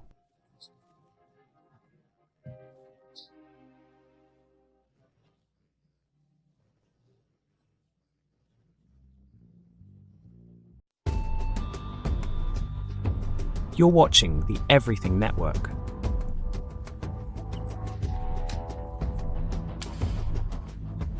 Ralph James Capone was born Raffaele James Capone on January 12, 1894, in the small Italian town of Ongri in Campania, a place of dusty streets and sun-bleached stone, where family and destiny were forged together under the Mediterranean sun. As the middle son in a bustling Italian immigrant family, Ralph was shaped not by solitude, but by the dense bonds of kinship that would, in time, define his entire adult life. His early years were marked by the uprooting that millions before him experienced, a voyage to America through Ellis Island, the crowded tenements of Brooklyn, and an adolescence threaded with hard work and street smarts in neighborhoods wrestling with poverty and ethnic rivalry. The Capones were no strangers to hardship. They were survivors, and Ralph learned early that survival in America meant adaptation, toughness, and a willingness to take opportunities wherever they appeared. When his younger brother Al, already audacious and ambitious, called him to Chicago after their father's death in 1920, Ralph left behind the familiarity of New York in pursuit of a life that was, even then, already tangled with the threads of organized crime. In the roaring chaos of Prohibition Chicago, where liquor flowed like secret lifeblood and speakeasy doors were plastered with the promise of escape, the Capone name already carried weight. Al Capone was fast becoming one of the most feared and powerful bosses in the Midwest, and Ralph arrived not as a foot soldier but as family, a status that in the world of organized crime was both an asset and a burden. Unlike his brother, who relished the limelight and wielded violence with theatrical ease, Ralph was more methodical, less prone to spectacle, and more inclined toward business than brute force. He earned his nickname, Bottles, not from being a prolific bootlegger, despite the accusation that might be expected of a Capone during Prohibition, but from running the Chicago outfit's non-alcoholic beverage and bottling operations, particularly ginger ale and soda water, which were indispensable to both legal and illegal drinking establishments. Under his supervision, the outfit's control over soft drinks became so extensive that Ralph Capone's bottling interests became the dominant supplier at the 1933 Chicago World's Fair, second only to Coca-Cola in scale and influence. Despite his comparatively restrained public persona, Ralph Capone was thrust into notoriety when, in April 1930, the Chicago Crime Commission designated him Public Enemy No. 3, a title that placed him squarely in the crosshairs of law enforcement alongside his brother Al, the era's most infamous gangster. Rather than shrinking from this infamy, Ralph navigated it with a keen sense of discretion. He understood that surviving in the upper echelons of organized crime was as much about cunning as it was about force. Following Al's conviction and imprisonment for tax evasion in 1931, Ralph did not retreat from the criminal world, but instead continued his work within the Chicago outfit, hosting significant meetings of the Commission, the Governing Council of American Organized Crime, at the Palm Island residence once shared by Al and his allies. His role expanded beyond bottling. As manager of Chicago's notorious Cotton Club, Ralph oversaw operations in illegal gambling and prostitution, blending his legitimate front with the illicit vices that fueled the outfit's empire. Yet Ralph's path was not without personal cost. In 1932, he too was convicted on charges of tax evasion, the same legal strategy that had brought down his younger brother, and he served 3 years in prison, a sentence that marked both a personal and symbolic fall from power. Upon release, he moved away from the glaring spotlight of Chicago's underworld to Mercer, Wisconsin, where he purchased and ran the Rex Hotel and an attached tavern known as Billy's Bar. There, the man once labeled Public Enemy No. 3 maintained ties with outfit associates while cultivating a quieter life that belied his ferocious past. Accounts from family and historians suggest that many mob figures frequented Ralph's establishment, a tacit acknowledgement that though he lived farther from the city, his influence did not vanish completely. In this sense, Ralph embodied a transitional figure, Once a frontline participant in gangsterism, later a subtle nod to a fading generation of mobsters who had survived long enough to outlive the age of headlines and shootouts. Throughout the 1950s and beyond, Ralph's name continued to echo in organized crime circles, with some contemporary press describing him as one of the overlords of the national syndicate which controls gambling, vice, and other rackets, a testament to his enduring reputation even as the Mafia's power dynamics shifted. Evidence heard before the U.S. Senate's Kefauver Committee, however, suggested that by mid-century, his practical authority may have been more ceremonial than operational, reflecting the broader evolution of the American Mafia from territorial dominance to covert syndication. Yet his long life afforded him a unique vantage over the arc of Chicago's criminal world, from the explosive violence of the bootlegging era through decades of federal investigations and syndicate realignments that reshaped the nature of organized crime in the United States. Even as younger mob figures rose and fell, Ralph remained a symbolic bridge to the era when Al Capone's name inspired fear and awe on the streets of Chicago. Ralph Capone died of natural causes on November 22, 1974, in Hurley, Wisconsin, far from the neon glare and sirens of the Chicago outfit's heyday. He was 80 years old, older than many of his infamous contemporaries, and had witnessed not only the rise and fall of his own family's criminal empire, but the transformation of that empire into a quieter, more corporate form of organized crime. When his ashes were interred at Mount Carmel Cemetery in Hillside, Illinois, they joined the remains of a complex legacy that spanned legal front businesses, illegal enterprises, imprisonment, reinvention, and survival.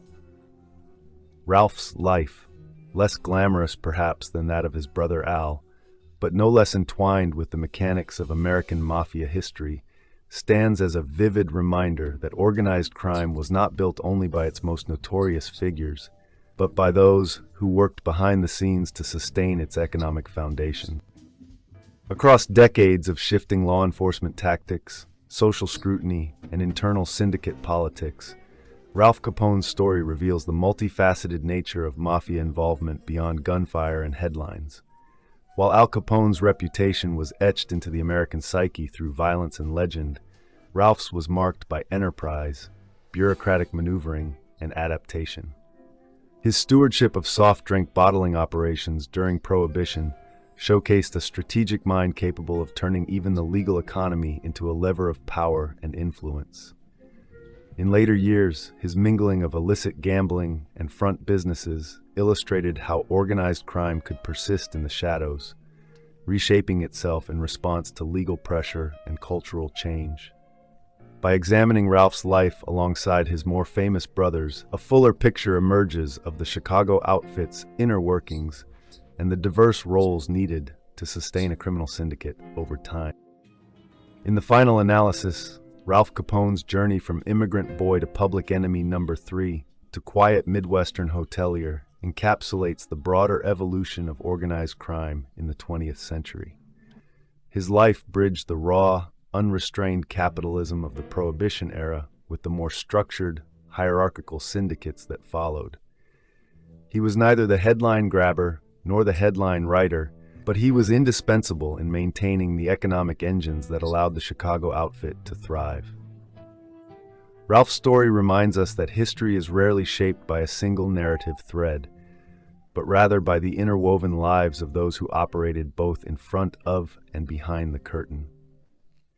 In exploring his legacy, one gains a deeper appreciation for the human complexity beneath the myth of the American mob. A world defined not just by violence, but by the quiet calculation and gritty enterprise of men like Ralph "Bottles" Capone.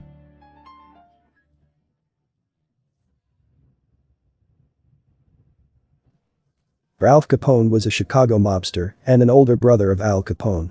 He was brought to Chicago by his brother Al and placed in charge of the Chicago outfit's bottling plants during Prohibition. The outfit was attempting to monopolize non-alcoholic beverages and soft drinks, specifically ginger ale and soda water, commonly used in mixed drinks. This was during the period when the sale of alcohol was banned. Ralph made large profits for the outfit. Following Al's conviction for tax evasion in 1931, Ralph remained with the outfit. He hosted several high-level outfit conferences from Al's residence in Palm Island, Florida. As the manager of Chicago's Cotton Club, he was reportedly involved in a profitable gambling syndicate within the Mafia. In 1935, Ralph Capone was convicted of tax evasion. In many ways, Ralph was considered a frontman for the Chicago outfit. Authorities once described him as an elder statesman of the outfit. He was also described as one of the overlords of the national syndicate, which controls gambling, vice, and other rackets. In actuality, Ralph held some power, but wasn't the power in the Chicago outfit. This finally became evident during his testimony before the U.S. Senate Kefauver Committee in 1950. His nephew Alphonse Capone Jr. later changed his notorious name to Ralph, but was called Sonny by his Capone relatives. The Chicago outfit, which at the time was run by Sam Giancana, was taking care of Sonny financially, as they would the widows of Chicago outfit members. He was trying to start a restaurant called Sonny's Grotto in Miami Beach, Florida. It was agreed that Sonny would still receive his usual stipend, but the request for $24,000 was turned down by Sam Giancana, while it was agreed upon by Murray Humphreys, Gussie Alex and Frank Ferraro. The restaurant would later go bankrupt, but later reopen in another location. A month after Ralph's Senate testimony, his nephew, Ralph Capone Jr. committed suicide by swallowing cold tablets and vodka. On November 22, 1974, Ralph Capone Sr. died of natural causes in Hurley, Wisconsin. He was cremated at Park Hill Cemetery in Duluth, Minnesota.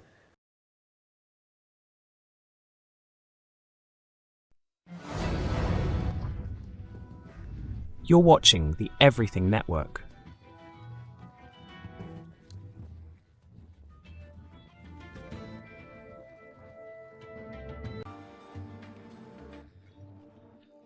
The Mafia in America had always been involved in illegal gambling.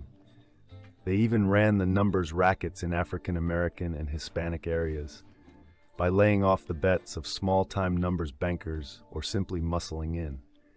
As partners, they could also offer protection from politicians, policemen, other hoodlums, and themselves.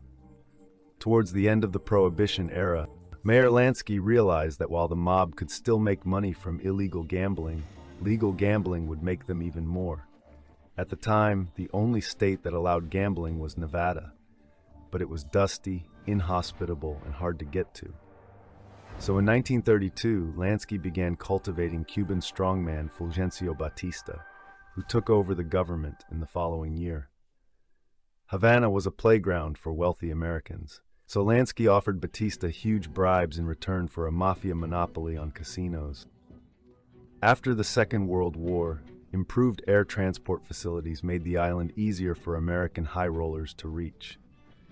By the 1950s, courtesy of Lansky, every American mafia family had a piece of the action in Cuba. But in 1959, Fidel Castro marched into Havana and directed his guerrillas to smash up the casinos. The rest were closed down. However, Lansky had already begun gambling operations in the Bahamas and elsewhere in the Caribbean. He also took a share in London's Colony Club, but his representative on the board, Dino Cellini, was deported along with actor George Raft, who had formerly part-owned a casino in Havana. Lansky had long realized that political instability in the Caribbean, combined with the strictures of the Gaming Act in Britain, meant that the mob must build up casino gambling in Nevada, where things were much easier. The 1931 Act, legalizing gambling in the state, did not prohibit convicted criminals from running casinos, nor did it regulate them. And no authority had been established to oversee the county sheriffs who were assigned to collect the license money. Reno was the biggest city in Nevada, with 20% of the state's population. Less than 200 miles from San Francisco, it was already the divorce capital of America, and a number of legal casinos thrived there. However, Lansky's longtime associate Bugsy Siegel had spotted a better bet. Las Vegas, a sleepy railroad junction little more than 200 miles from Los Angeles. Beanie Siegel was the son of a poor Jewish family from Ukraine. He began his criminal career demanding protection money from pushcart vendors. If they did not pay up, he set fire to their merchandise. He then joined Meyer Lansky's gang, stealing cars and running floating craps games. Lansky also hired Siegel out as a hitman. In 1926, the 20-year-old Siegel was arrested for rape But Lansky's henchmen told the victim that unless she suddenly developed amnesia, they would throw acid in her face, scarring her for life. The Bugs and Meyer mob then joined forces with Luciano, and in 1931, Siegel was one of the gunmen who killed Joe Masseria. He then became part of Murder Incorporated. With Abe "Kid Twist" Rellis as his bodyguard, he was sent to coordinate syndicate takeovers of local rackets in Miami and Philadelphia. His good looks and natural charm also meant that he was a useful liaison tool in the mob's dealings with politicians and other VIPs. As a bootlegger, he was arrested on minor charges, though he was involved in the murders of half a dozen rival suppliers. In retaliation, bootlegger Waxy Gordon sent his top hitman, Francis Anthony Fabrizio, to lower a bomb down the chimney of the Bugs and Meyer mob's headquarters on Grand Street in Manhattan in 1934. Siegel was injured, but when he recovered, he tracked Fabrizio down and shot him dead. Bugsy killed several gangsters, including his boyhood friend Abe Bo Weinberg, as a favor to Dutch Schultz. This did not endear him to the underworld. A price was put on his head, and for his own protection, he was sent to California in 1937. There he hooked up Jack Dragna's gambling dens and bookmakers' parlors to the National Wire Service. This put millions in Lansky's pocket, who operated as the cartel's banker. Siegel was introduced to the Hollywood stars by his childhood friend, George Raft, who based his gangster roles on Joe Adonis and society hostess Countess Dorothy DeFrasso. He later used the contacts he had made to extort millions from the Hollywood moguls. The Projectionists Union was run by the mob, so he would turn off the studio's revenue stream unless they paid up. Although he was married and had many affairs, Bugsy fell in love with Virginia Hill, who was a courier who carried money from the Chicago outfit to the Swiss banks. Hill had been the lover of numerous mobsters. While she was giving evidence at a congressional hearing, Senator Charles W. Tobey asked her why this was so. "I'm the best goddamned lay in the world," she replied. Together, Siegel and Hill began importing opium and heroin from Mexico, distributing it through syndicate peddlers. While Siegel had told the IRS that he was a sportsman who made money from legitimate gambling, he still worked as a hitman. In November 1939, Lansky told him to take care of Harry Big Greenie Greenberg, a former member of Murder, Inc., who had fled to the West Coast and was about to turn police informer. With his brother-in-law Whitey Krakauer, Siegel shot Greenberg as he sat in his car outside his Hollywood home. Then when Lansky told him that Krakauer was also about to turn informer, Siegel flew to New York and gunned Krakauer down in a Brooklyn street. When another accomplice, Albert Alley Tannenbaum, turned stool pigeon, Siegel was indicted for Greenberg's murder. However, another witness, Abe Rellis, did not survive to testify, and Siegel was freed. By then, he had already spotted the possibilities of Las Vegas.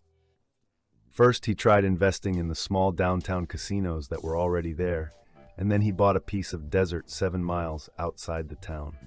It would later be known as the Strip. With $1 million of his own money, he began building the first hotel casino, the Flamingo. This was his pet name for Virginia Hill. But with overcharging and kickbacks, the costs began to get out of control. Meanwhile, Siegel was spending time hanging around the Hollywood studios with George Raft, hoping to break into the movies. But no one dared hire him. When one of the contractors overheard Siegel saying that he needed someone taken care of or fixed, he blanched, but he quickly reassured him. "Don't worry, we only kill each other," he smiled. In order to finish the hotel, he had to borrow $5 million from the syndicate. However, they soon wanted their money back, so Siegel had to open the Flamingo before it was completed. None of his Hollywood acquaintances turned up for the opening, except for George Raft and Jimmy Durante, who was Las Vegas's first star entertainer. But instead of the expected profits, the casino was soon turning in massive losses. The reason was that some of the croupiers, hired from the rival downtown casinos, had been bribed to lose money and put him out of business. Siegel's backers saw it a different way. They assumed he was creaming off the profits. Bugsy insisted that what the Flamingo needed to make a profit was publicity. This was an anathema to Luciano and the other old-style Sicilian mafiosi. When they met in Havana in 1947, Luciano called in the loan. Siegel told Luciano to go to hell. He said he would pay the loan off in his own good time. But this cut no ice with Luciano. He told Lansky, "Ben must be hit, and there will be no arguments." Lansky told Siegel's bodyguard, Mickey Cohen, to stick with his boss day and night. He also begged Siegel to make peace with Luciano and pay off at least some of the loan, but Siegel ignored the plea. On the evening of June 20th, 1947, Siegel was sitting with gambling buddy Alan Smiley in the home of Virginia Hill, who was conveniently away in Europe at the time, when a bullet from a rifle blew his left eye out. It landed 15 feet away on the tiled floor. Another 5 shots followed.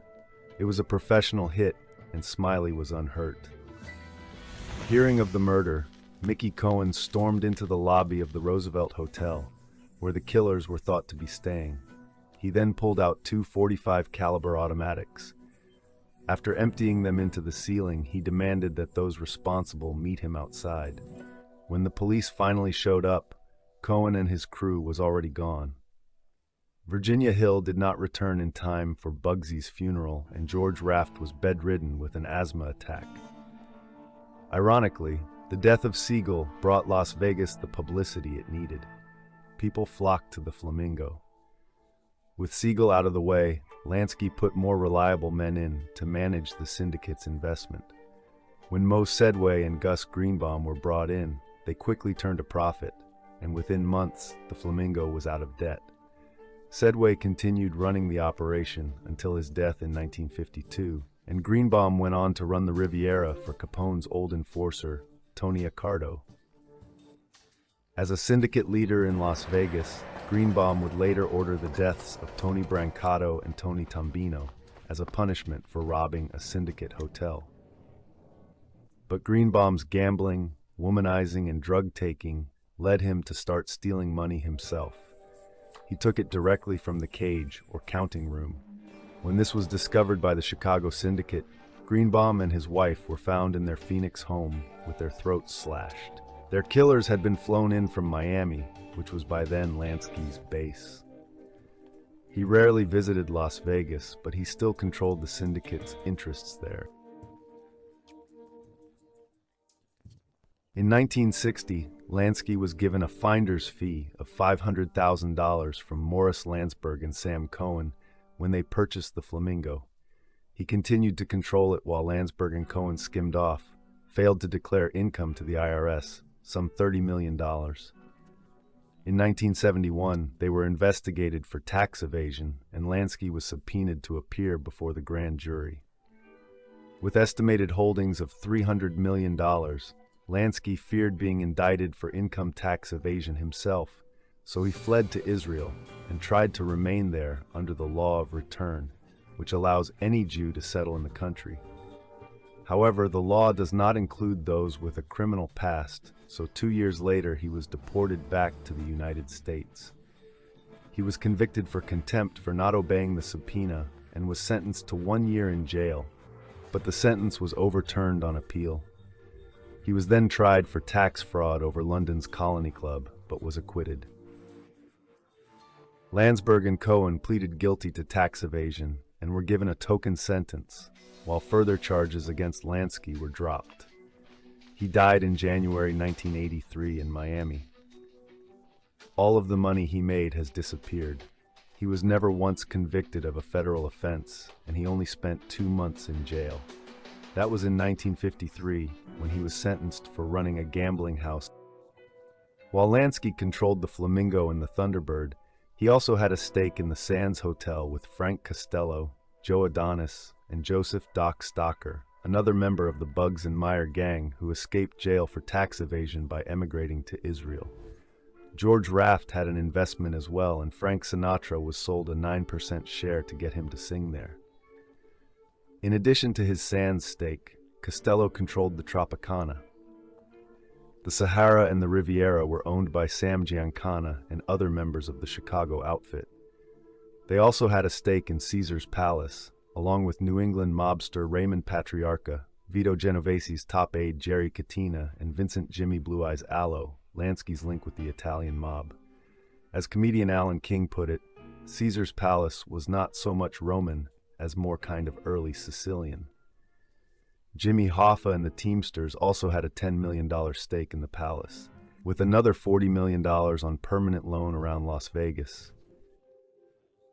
The Desert Inn was owned by Lansky's old friend Morris Mo Dalitz and the Cleveland mob. Once a member of the Jewish Navy that smuggled Canadian whiskey across Lake Erie during Prohibition, Dalitz built the Las Vegas Country Club, Sunrise Hospital, and several homes for retarded children. He was a frequent donor to the Las Vegas Public Library system, as well as to the campaign funds of Nevada Senator Paul Laxalt, one of President Ronald Reagan's closest advisors. In 1951, the Senate Committee to Investigate Crime in Interstate Commerce said Dalitz was a leading criminal who had participated in the formation of the National Crime Syndicate. Then in 1978, California's Organized Crime Control Commission declared that he was one of the architects of the skimming process that developed in Las Vegas in the early 1960s.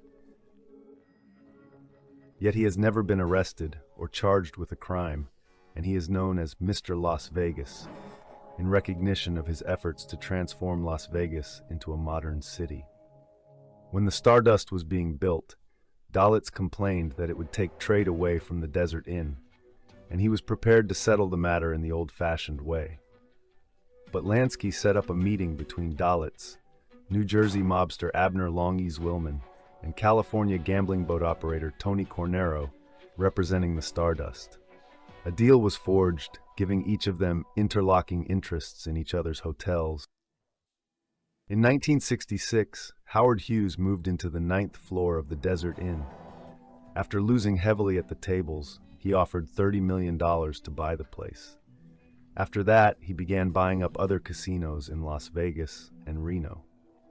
This suited the Mafia owners because they were being investigated for skimming at the time. Hughes was convinced that he could raise the profit margin to 20%, but the casinos were still staffed by mob employees, so the money continued to go to the Mafia. What Hughes did not understand was that the mob did not just make its money from skimming the casinos. Through the labor unions, it controlled the suppliers who provided the casinos with food, drink, and laundry services, everything they needed. Hughes never turned a profit of more than 6%. The mob then bought back most of the casinos, mainly through seemingly legitimate front companies. The hotels and casinos were not just useful to the mob for the money they earned, they were also a useful way to launder money from drugs, loan sharking, and extortion, and to make payoffs. Prominent members of the Mafia were given free rooms and entertainment. They were also comped thousands of dollars in free chips, which they then cashed, leaving without even gambling. In Nevada, there was no tax on such losses. The Mafia also took over debt collection. The targets were inveterate gamblers who paid nothing for their flights, hotel rooms, food, and entertainment, provided they gambled, say $5,000, win or lose. The mob would buy up the losses of those who did not pay up at 25 cents on the dollar. Then they would track down the debtors and force them to pay off their debts, while interest accrued at 5% a week. Debtors would find that they were in the hands of loan sharks for the rest of their lives. The characters who actually ran things in Las Vegas were very dangerous men. One leading figure was Marcello Caifano, a member of the Chicago outfit under Sam Giancana. He had convictions for burglary, larceny, bank robbery, fraud, and extortion. Giancana regularly rented him out for hits, and he was the prime suspect in at least 10 murders. He had been arraigned for contempt of Congress in 1958 after citing his Fifth Amendment right 73 times before the McClellan Committee. Police investigations also connected him to the murder of the beautiful cocktail waitress Estelle Carey, girlfriend of Nick Circella, who had been jailed over an extortion ring in Hollywood. When it was feared that Circella might talk, Estelle Carey was kidnapped, tied to a chair, tortured, and then doused in gasoline and set on fire. After that, Circella's lips were sealed. Later, it was thought that Caifano had murdered corrupt cop-turned-gangster Richard Kane and oil tycoon Raymond Ryan. Caifano had been jailed for trying to extort $60,000 from Ryan, but after he was released, Ryan was killed by a car bomb. Eager to leave Chicago, Caifano gave his beautiful wife to Sam Giancana in exchange for being made Don of Las Vegas. He then changed his name to John Marshall and moved to Nevada, where he is said to have planned the disappearance of Louis Strauss, better known as Russian Louis, who was blackmailing former Dallas bootlegger and Las Vegas developer Benny Binion. Caifano was eventually barred by the Nevada Gaming Control Board, and he spent 20 years in jail for handling stolen securities. In 1971, he was replaced by Tony the Ant Spilotro. An enforcer for the Chicago outfit, Spilotro had learnt his trade from Mad Sam DeStefano, an expert in torture and ice pick slaying. Tony quickly gained notoriety when he crushed one of his victims' heads in a vise. After he was made in 1963, he was assigned to run a bookmaking territory with his childhood friend Frank Lefty Rosenthal. He then ran the mob's betting operations in Miami, following which he was sent to Las Vegas, where he brought in his own men and imposed a street tax on every bookmaker, loan shark, drug dealer, and pimp in town. Bookmaker Jerry Delman was one of the few who resisted him. He was shot dead in broad daylight, and his body was left in the open garage area behind his house. It was a message that there was a real gangster in town. After Spilotro took control, a series of murders took place. Victims were tortured and dumped out in the desert.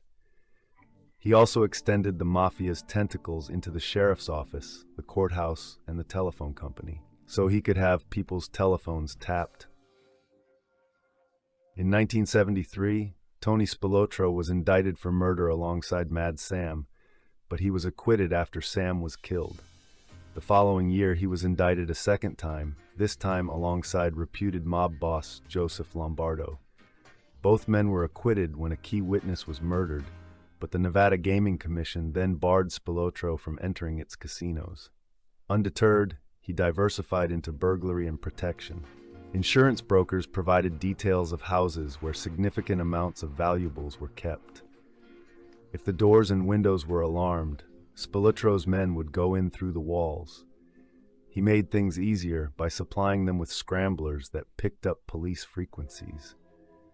Stolen money was laundered through the casinos, while watches and jewelry were sold or given away as presents. At one point, Spilotro was betting $30,000 a week at a bookmaker that was offering better odds than any other establishment in town. It was actually an IRS sting. When the IRS agent running it had the nerve to ask Spilotro for collateral, Spilotro greeted him with a baseball bat. "Do you know who I am?" he asked. "I run this town." Tony's activities did not go unnoticed. He was put under surveillance 24 hours a day, using tails, telephone taps, and hidden cameras and microphones. Even though he was indicted for murder, there was never enough evidence to convict. However, a bungled burglary resulted in the capture of half a dozen or so members of Tony's burglary gang. The mob was not amused because it damaged the image of Las Vegas. Then some of the men he had brought to town turned informer, which led to the arrest and conviction of a number of leading mafiosi in Kansas City, Milwaukee, and Chicago. When rumors circulated that Spilotro was sleeping with Frank Rosenthal's wife, the outfit decided to have him killed. They lured him back to Illinois, where him and his brother Michael were beaten with baseball bats and then burned alive in a cornfield. The FBI heard about this from the wife of one of the men who had dug their grave, but they did little to investigate, and no one was ever arrested for the killings. Despite the wholesale corruption that existed, the state of Nevada was making money out of Las Vegas, so other states wanted to join in. In 1976, the citizens of New Jersey voted to permit gambling in the rundown seaside resort of Atlantic City. When the Casino Act was signed into law in Atlantic City's Convention Hall 2 years later, Governor Brendan Byrne told organized crime, "Keep your filthy hands out of Atlantic City. Keep the hell out of our state." These were empty words. Mobsters had been migrating across the Hudson from New York since the 1920s. There were 7 families in the state, and Atlantic City had been a mob town since Nucky Johnson held the first conference of the National Crime Syndicate there in 1929. In May 1978, Resorts International renovated a 1,000-room hotel on the boardwalk and opened the first casino. A former incarnation of the company had been involved with casinos in the Bahamas, where both Dino Cellini and Meyer Lansky had been involved, but this fact was ignored. Bally Manufacturing, by far the largest manufacturer of slot machines in the United States, was then granted a license on condition that Chairman and President William O'Donnell stepped down due to his alleged criminal links. O'Donnell had taken over the company in 1963 with the help of Gerardo "Jerry" Cattina, underboss of the Genovese family. Another business associate was Dino Cellini.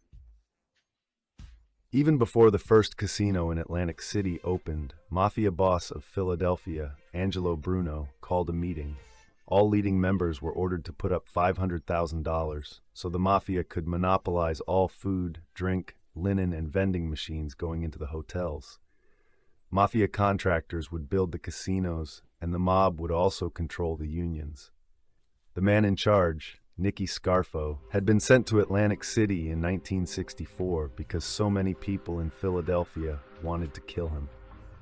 He took over Local 54 of the Hotel Employees and Restaurant Employees International Union, later telling a local plumber not to worry about trouble with his employees because we control the unions.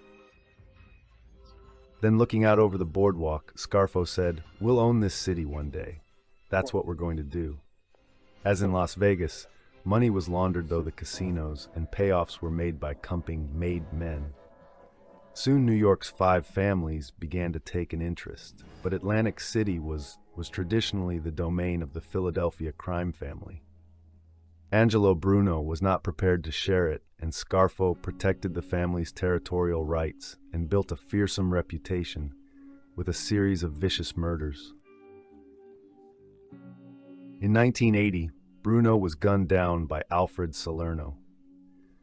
The killing had been ordered by Bruno's consigliere, Antonio "Tony Bananas" Caponegro, after Frank "Funzy" Thierry, boss of the Gambino family, had assured him that the killing had the approval of the commission. Salerno and Caponegro were then summoned to New York. They expected to be told that they could take over the Philadelphia family. Instead, they were told that the commission had not approved Bruno's removal. As with everyone that crossed the commission, they were tortured and killed. Caponegro's body was punctured with 14 separate bullet and knife wounds, and $20 bills were shoved into his orifices. It was the Mafia way of showing that he had been killed because he was too greedy. Salerno's body was found in the boot of a car, which was parked 3 miles, 5 kilometers away. Frank Thierry was awarded Caponegro's lucrative numbers operation in Newark, while Bruno's underboss, Phil "Chicken Man" Testa, took over the Philadelphia family, with Scarfo as his consigliere. Scarfo was under indictment for murder at the time, but he was surprisingly acquitted. Testa and Scarfo then began killing anyone they suspected might be disloyal. Testa dug his own grave by trying to prevent the 5 families from moving into Atlantic City. He was killed by a nail bomb under his porch.